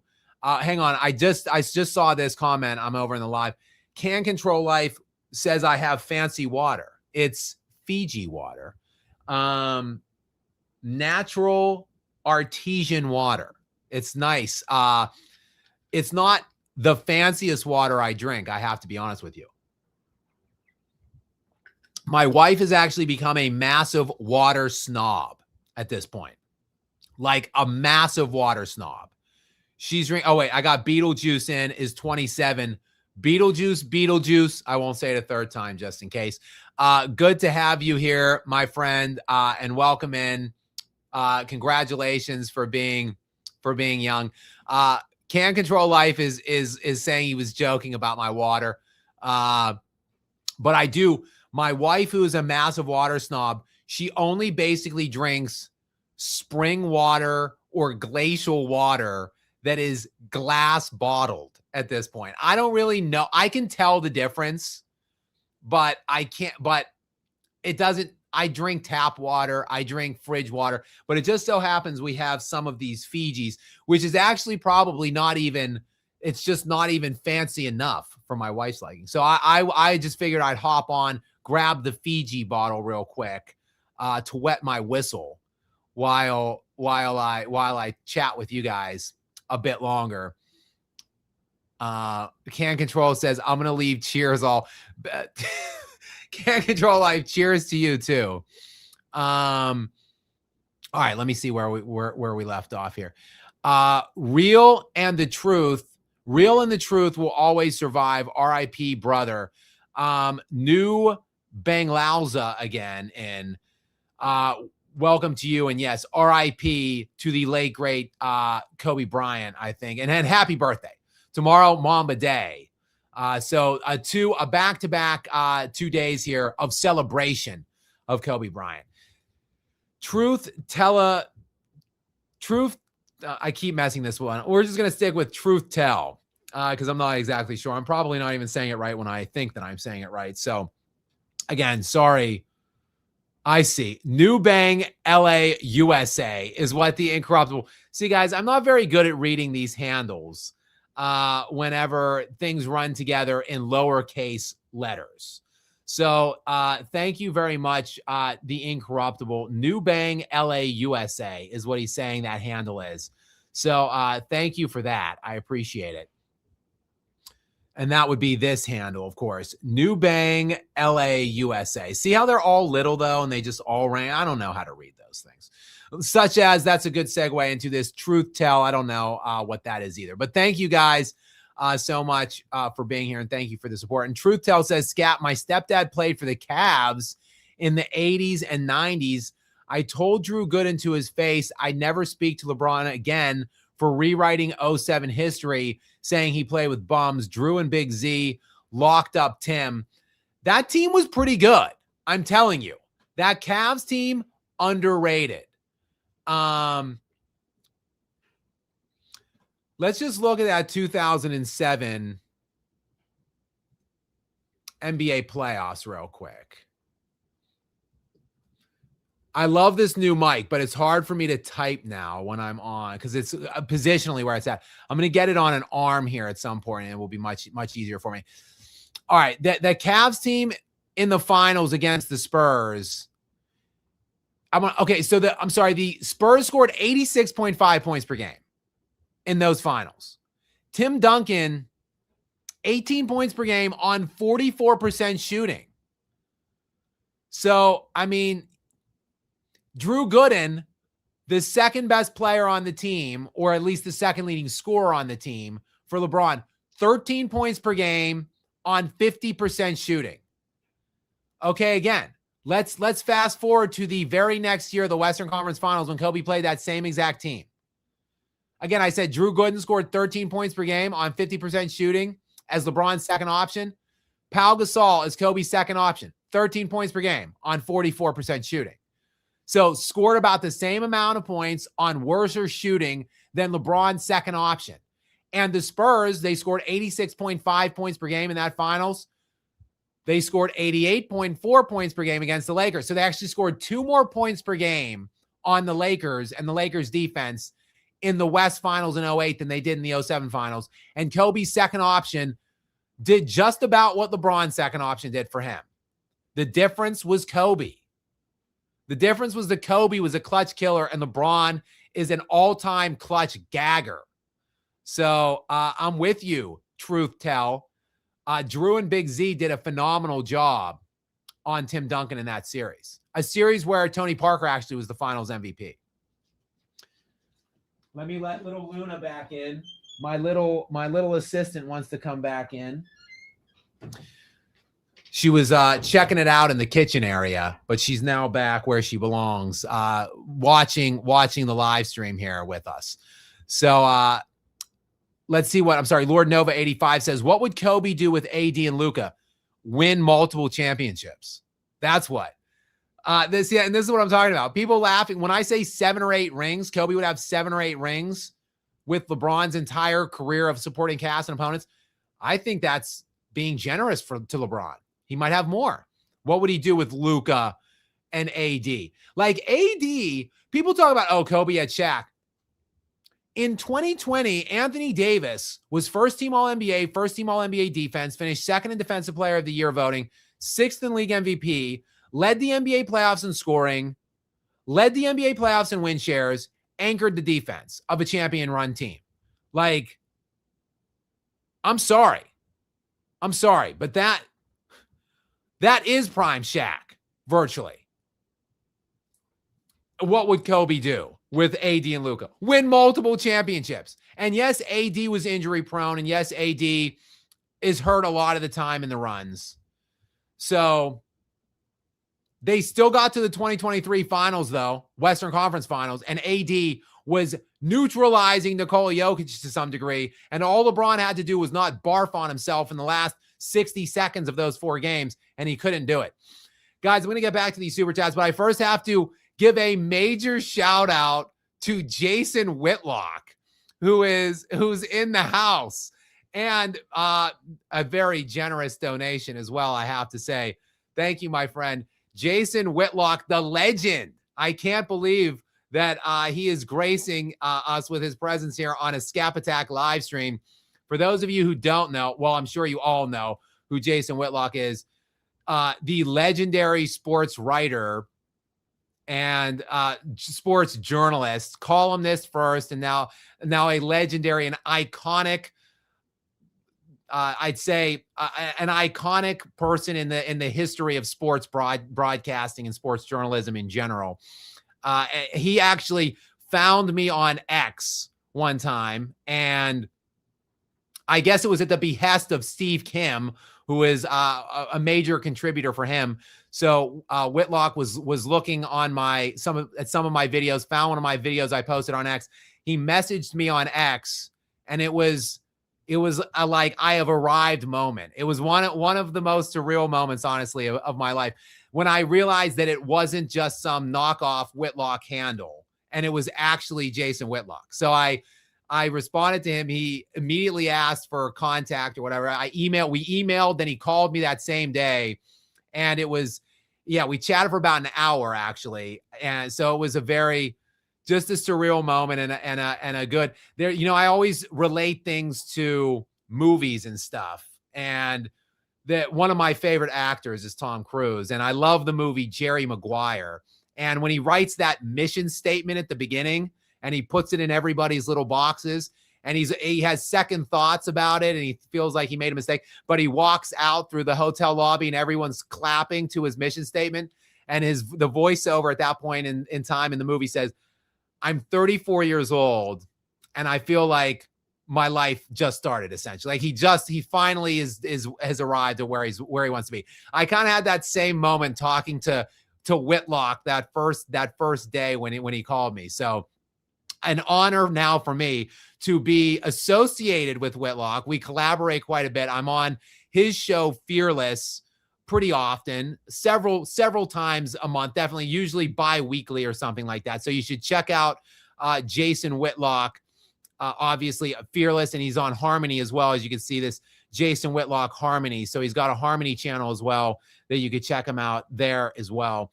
I see he's in here in some comment. He's mixing it up in the comments here as well. He says he's finally caught a Skap live stream.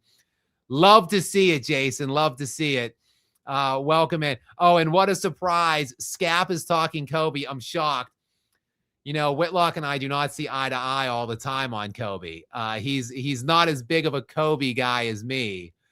So I think he's now reluctantly in recent years, he is giving Kobe his respect, I think, but he does not have Kobe slated as highly as I do.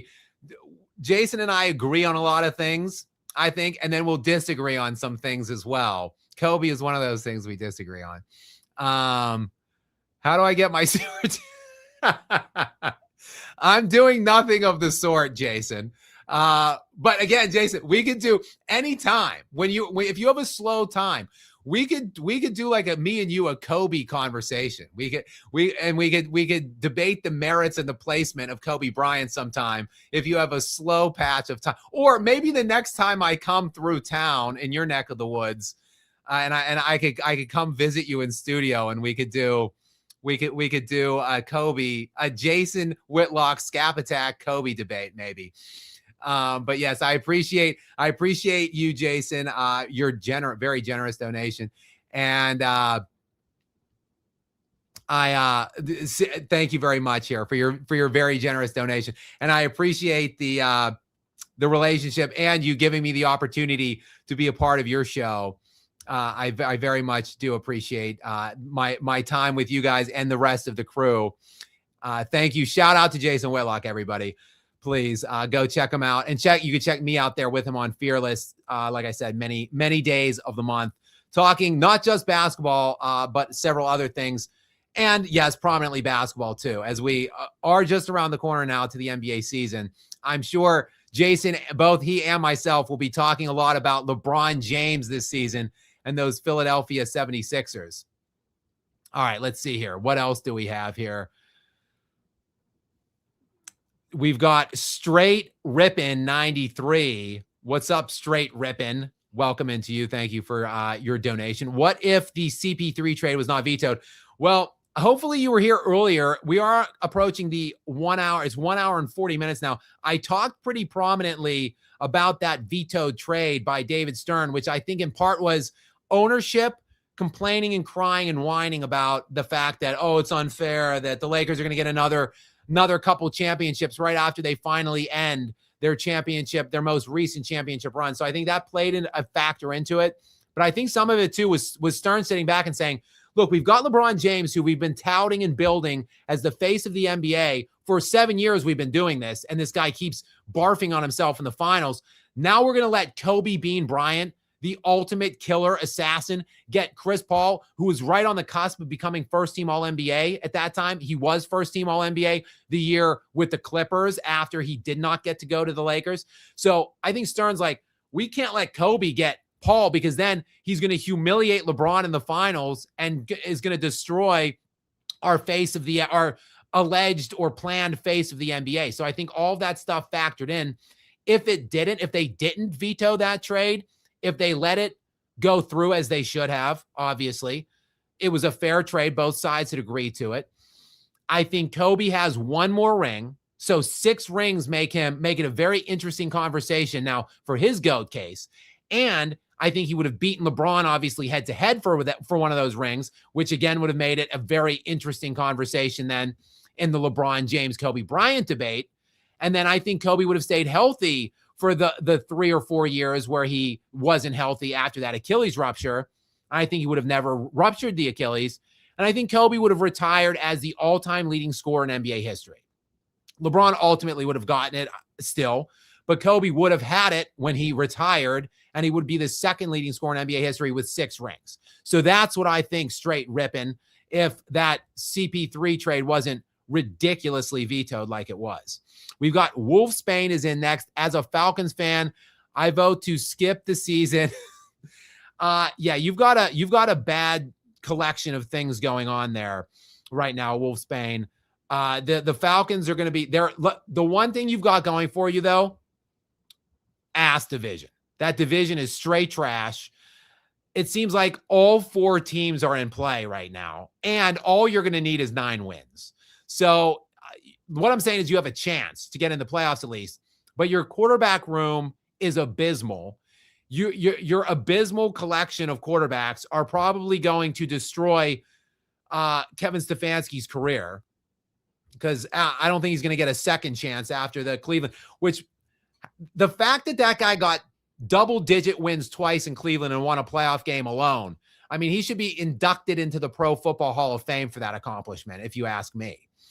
But yes, so I will say this, condolences already in advance for your Atlanta Falcons and the 20. You want to skip, you should just skip the whole season and maybe get to the point where you get a legitimate, viable quarterback in your quarterback room. Next in, we've got the Incorruptible. What's up, my friend? Welcome in. Always a pleasure to see you on here and read your comments. Thank you so much. Kobe's teams were legendarily bad. The Shaq and Kobe team had literally no one else. Thankfully, they figured it out how to play together for the three-peat.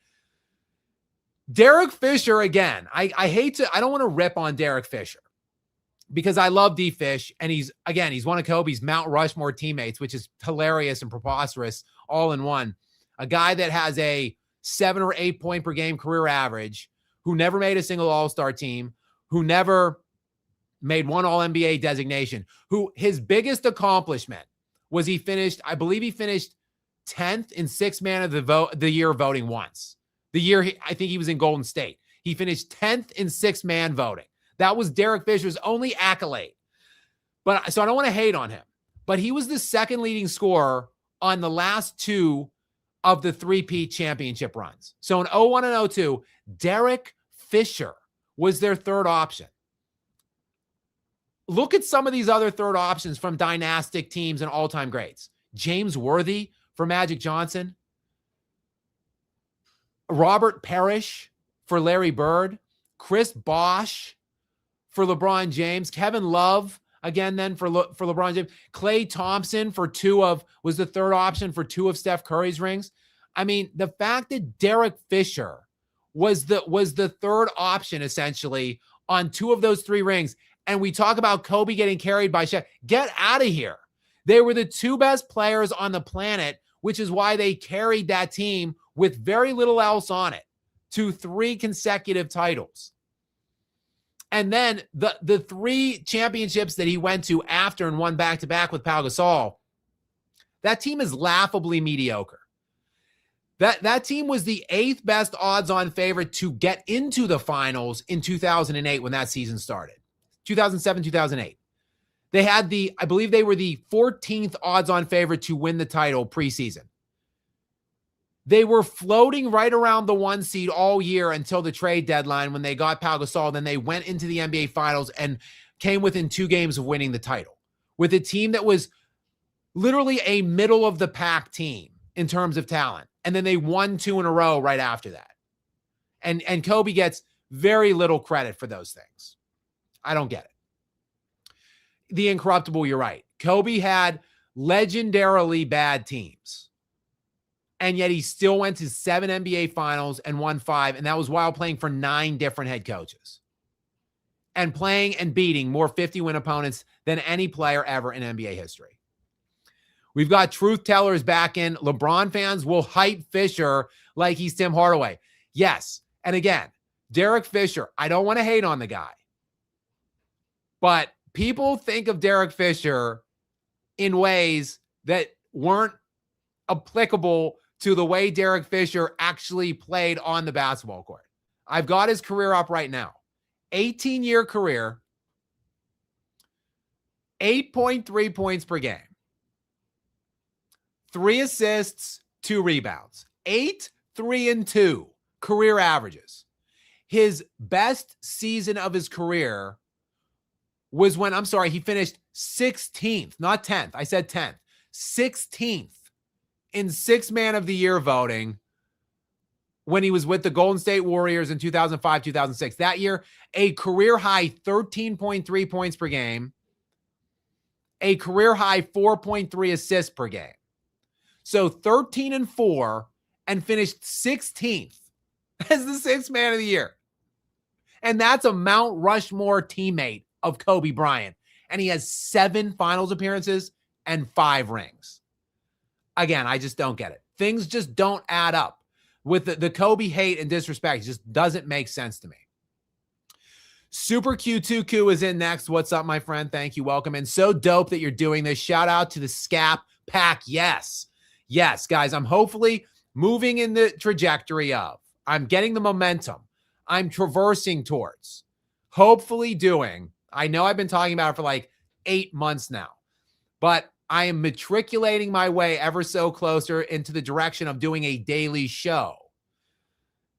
I don't know if that show will be live or recorded or whatnot. I don't know the specifics of the time or whatever, but the Skap pack, as we have decided we will be calling all of you people, the Skap pack, the Skap supporters, as you will become known as. We're going to call you the Skap pack. You will be an instrumental member, or you'll be an instrumental force in helping, hopefully, to push the show whenever I actually get around to doing it.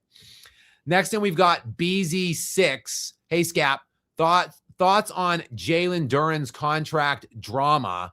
Do you think at this point it affects the chemistry and turns into another Ayton and Son situation?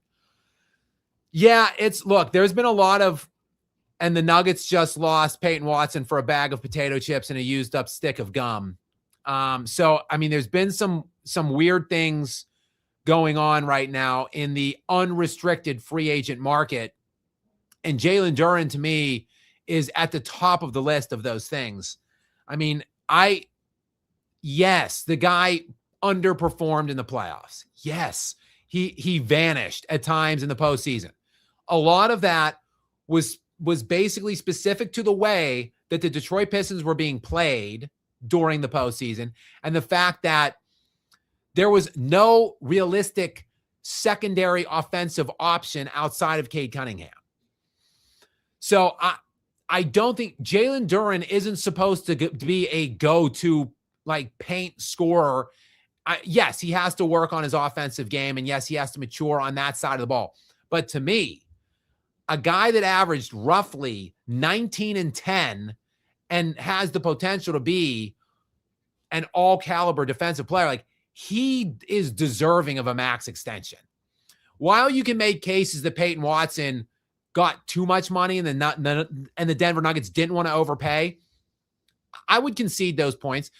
The reason why it's such a horrible move by Denver is just because that move isn't in a vacuum. It's in all of the other moves that they've done or failed to do over the years, that now a move like letting Watson go is compounded. But I still think you can make a case $22 million is an overreach for Watson, what he's shown at this point. Duren deserves the max extension, in my opinion. And the fact that the Detroit Pistons are building a young, budding superpower out east that could be built around a very young Cade Cunningham, Ausar Thompson, and Jalen Duren as the principal anchors of that young team. I don't understand why they're doing this and what the holdup is. So I don't know. I think they might be moving. If I were Duren, I would move in the direction of signing the qualifying offer, which what that means is in unrestricted free agency, he would take it's like a minimum or a very much lesser amount than what is on the table. Something around the vicinity of like a 1-year, $10 million deal or something like that. And then I would just go then he will become an unrestricted free agent then at that point, and he could sign wherever. And I would leave Detroit. With the way that they're screwing him around at this point, I think that could be a real possibility coming up in the future now. And I for the life of me, don't understand why they've done this. Because yes, he did underperform offensively. So did Thompson. Ausar Thompson is arguably the best perimeter defender in the NBA right now. And he was unplayable in stretches of the playoffs because he's so raw from an offensive standpoint. These guys, they're young players. They're 21, 22 years old. You got to get in the lab and build. Just start adding things and grow your offensive game. They've got the athleticism. They've got the defense. And they've got Cade Cunningham to put them in good opportunities. They just have to get in there and work. And I think both of them will. So I think Duren would be a good investment, if you ask me. And sorry, again, I have trouble typing with this new great mic I have. But yeah, I'm trying to see exactly how old. He's 22. He turns 23 in November, does Jalen Duren. And he's been in the league. Last year was his 4th year in the league. And again, 19.5 points per game, 20 points per game, 10.5 rebounds,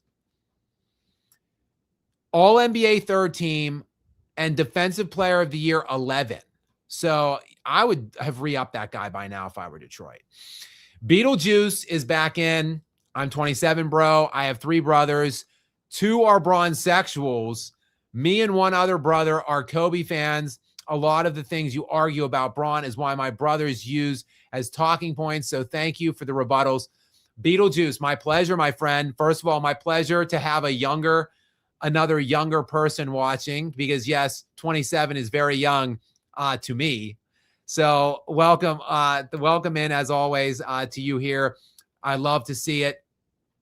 And I love to see people. That's why I make these videos. That's why I create these things. Hopefully the Kobe defense videos that I am so well known for, as well as the LeBron criticism videos that I am also maybe perhaps more well known for, is because I see so many false and ridiculous narratives out there percolating around the social media sphere, not just from casuals and everybody with a handle or whatever, but also prominent, well-known,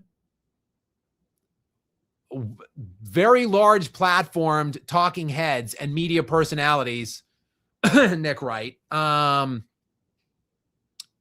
just have outrageous takes that are so patently false and quite frankly, most of the time, also just outright lies, that I feel compelled to create this library, if you will. Maybe I should have a card catalog for it. That's how old I am. I remember the card catalog in the Dewey Decimal System. But anyway, yes, I'm creating this hopefully as a resource for people who actually understand the outrageous narratives and propaganda that's being sown.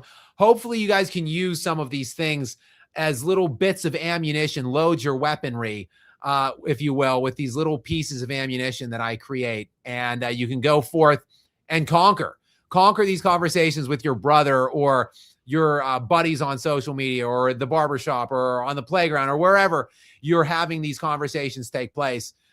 Yes, hopefully you're utilizing all of these talking points, and I'm always looking for more ideas, guys. So I am in my comments quite a bit. I interact with you guys a lot.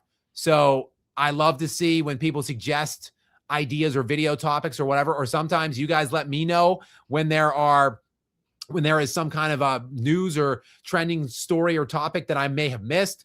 So I appreciate you guys so much for being here and helping me through that and provide me with ideas. I do appreciate it. And I want to give Jason Whitlock, if he is still here, I'm not sure that he is, but if he is, I want to give him another thank you and another shout out for his very generous donation here today, even though he's not the biggest of Kobe guys, to joining us on this Kobe Bryant commemoration live stream or whatever. Happy birthday live stream for Kobe. And also just thanking Jason again for the opportunity to be a part of what he's doing and what he's working on. Guys, let me just kick on over to this other live stream real quick. Oh, I see another sacred. I don't know. Sacred. I see the word abolish in there, but then there's an ER on it. I don't know. But sacred here is also 24. So guys, maybe I'm wrong. Maybe I have more younger audience than I think, and maybe I have more lady audience out there, lady members of the audience out there than I think. So I don't know. I don't think so though. I think my number right now is around 6% female audience, and I want to say under 30 is like 10%. So those definitely are the minorities of my general viewing demographics. So I always like to see people in their 20s. We need you. We need you guys out on the front line fighting for Kobe and fighting against LeBron James. Let's see here. I've got users back in. Kobe would have had at least gotten those Cavs teams in 07 and 18 one game, 100%. I mean, LeBron's also been swept more times than anybody other than Shaquille O'Neal and Pau Gasol. Think about that. The two principal Kobe Bryant saviors, if you will, Shaquille O'Neal and Pau Gasol, swept more. They are tied the co-lead for most sweeps, most times swept in NBA history. And then LeBron is the next one in there. So, yeah, Kobe would have definitely gotten, in my estimation, more than one game. We've got Chamber Zone W7I. Kobe is the GOAT. I mean, make your cases accordingly. Make your arguments accordingly. I don't know that I would put him one, but I think he is closer. I've got Jordan 1, Kobe 2, and I have Kobe a lot closer to Jordan than anybody feasibly wants to admit in these debates or conversations generally. We've got Rai Akai, and I'm also part of the younger audience. I'm just 36 years young. I mean, you're creeping up there, Rai. I hate to tell you, but when I hit 25 was the first time, 25 years old, you heard that right, was the first time I started having an age crisis and started thinking I'm old because I thought I was closer to 50 than birth at 25. So that was my first like crises of birthday was 25. But then when I hit 35, definitively, I thought that was old. So even though, guys, look, I know I look good. You don't need to tell me. I know.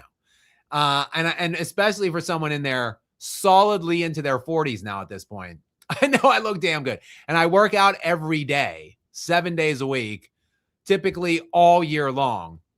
So I will continue to look good. But make no mistake, post 35 is getting kind of old. Now, you're not 40 yet, Rye, so I'll give you that.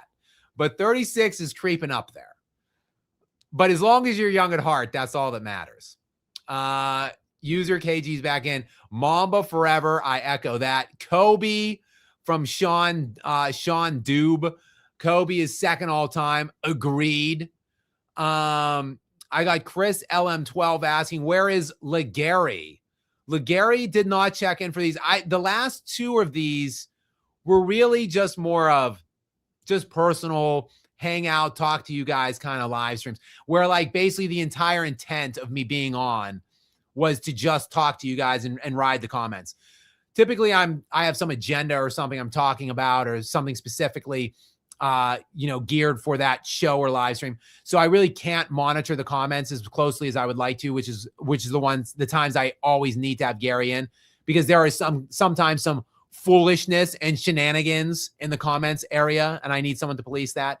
That was not the case these last two times I went on.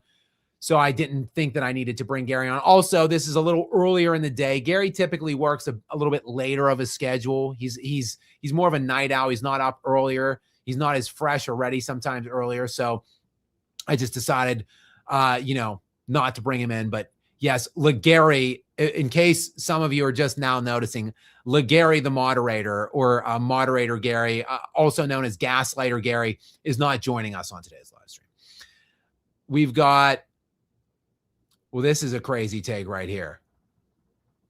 Sean C. the Dancer has LBJ1, KB2, MJ3. I mean, he's got Kobe 2, which I like to see, but LBJ1 is wild. First of all, some of my biggest issue with the LeBron take is either that LeBron is the GOAT or that LeBron is better than Kobe. So like those are some of the takes that drive me the wildest. So even though he's got KB at 2, to see LBJ at 1 and above MJ, blasphemous. I mean, just blasphemous to me. But C the Dancer, I still will put it up. I'll still read. I'll still acknowledge it, and I won't hide it or block it or whatever. Guys, I welcome the debate. I welcome people to look at things differently than me or come in here and call me an idiot, just as long as you aren't using curse, vulgar language, and if you're not being a disgusting, reprehensible human being. I welcome it all. So I'm always happy to have the conversation here with all of you guys. I've got Dart. I see Dart and Russell are the, oh boy, I think I might know who this is. D'Artagnan. Is it D'Artagnan Russell is the name? D'Artagnan Russell 764. I think I might know who this is. I don't want to specifically outline or call to YouTube's attention who this might be, but D'Artagnan Dart says, Jay, happy birthday to Kobe. Michael Jordan fans are the best. I agree. A very happy birthday to Kobe Bryant, and Michael Jordan fans are the best. Dart, thank you so much for joining me here on this special day and time Kobe Bryant live stream on August 23rd. Kobe Bryant would have been 48 years old. Hard to believe. Gone way too soon, but never forgotten. A guy that was just so influential that not only I think his fingertips will be on basketball indelibly forever. I think Kobe Bryant changed the way basketball was played to some degree, at least the way we look at it in some ways. And I think his legacy and the impact he had on others that watched him will also echo throughout history. Kobe Bryant, not only an influential presence in the sport of basketball for basketball players, but athletes at all different stages in all kinds of different sports. The Mamba mentality, obviously, of which he became synonymous for, it wasn't specific just to basketball. It wasn't even specific just to sports. It meant being the best you can be every day, no matter what it is, to find something, even if it's just being the best husband, friend, father, worker, or whatever job you have, like just maximizing your potential and being the best at it every single day that you have. and not giving up, working tirelessly towards the goals that you set. These are universal messages, I think, which can be very impactful and resonate with people far outside of the realm of sports. And that's why I think Kobe Bryant has really transcended that of just an athlete specifically. He's a very motivational figure, I think. And he wasn't a perfect human being all the time. And he wasn't flawless in any aspect of his life, even on the basketball course at times. It wasn't always pretty. I said every player has flaws or blemishes on their resume, on their game, whatever, on their cases.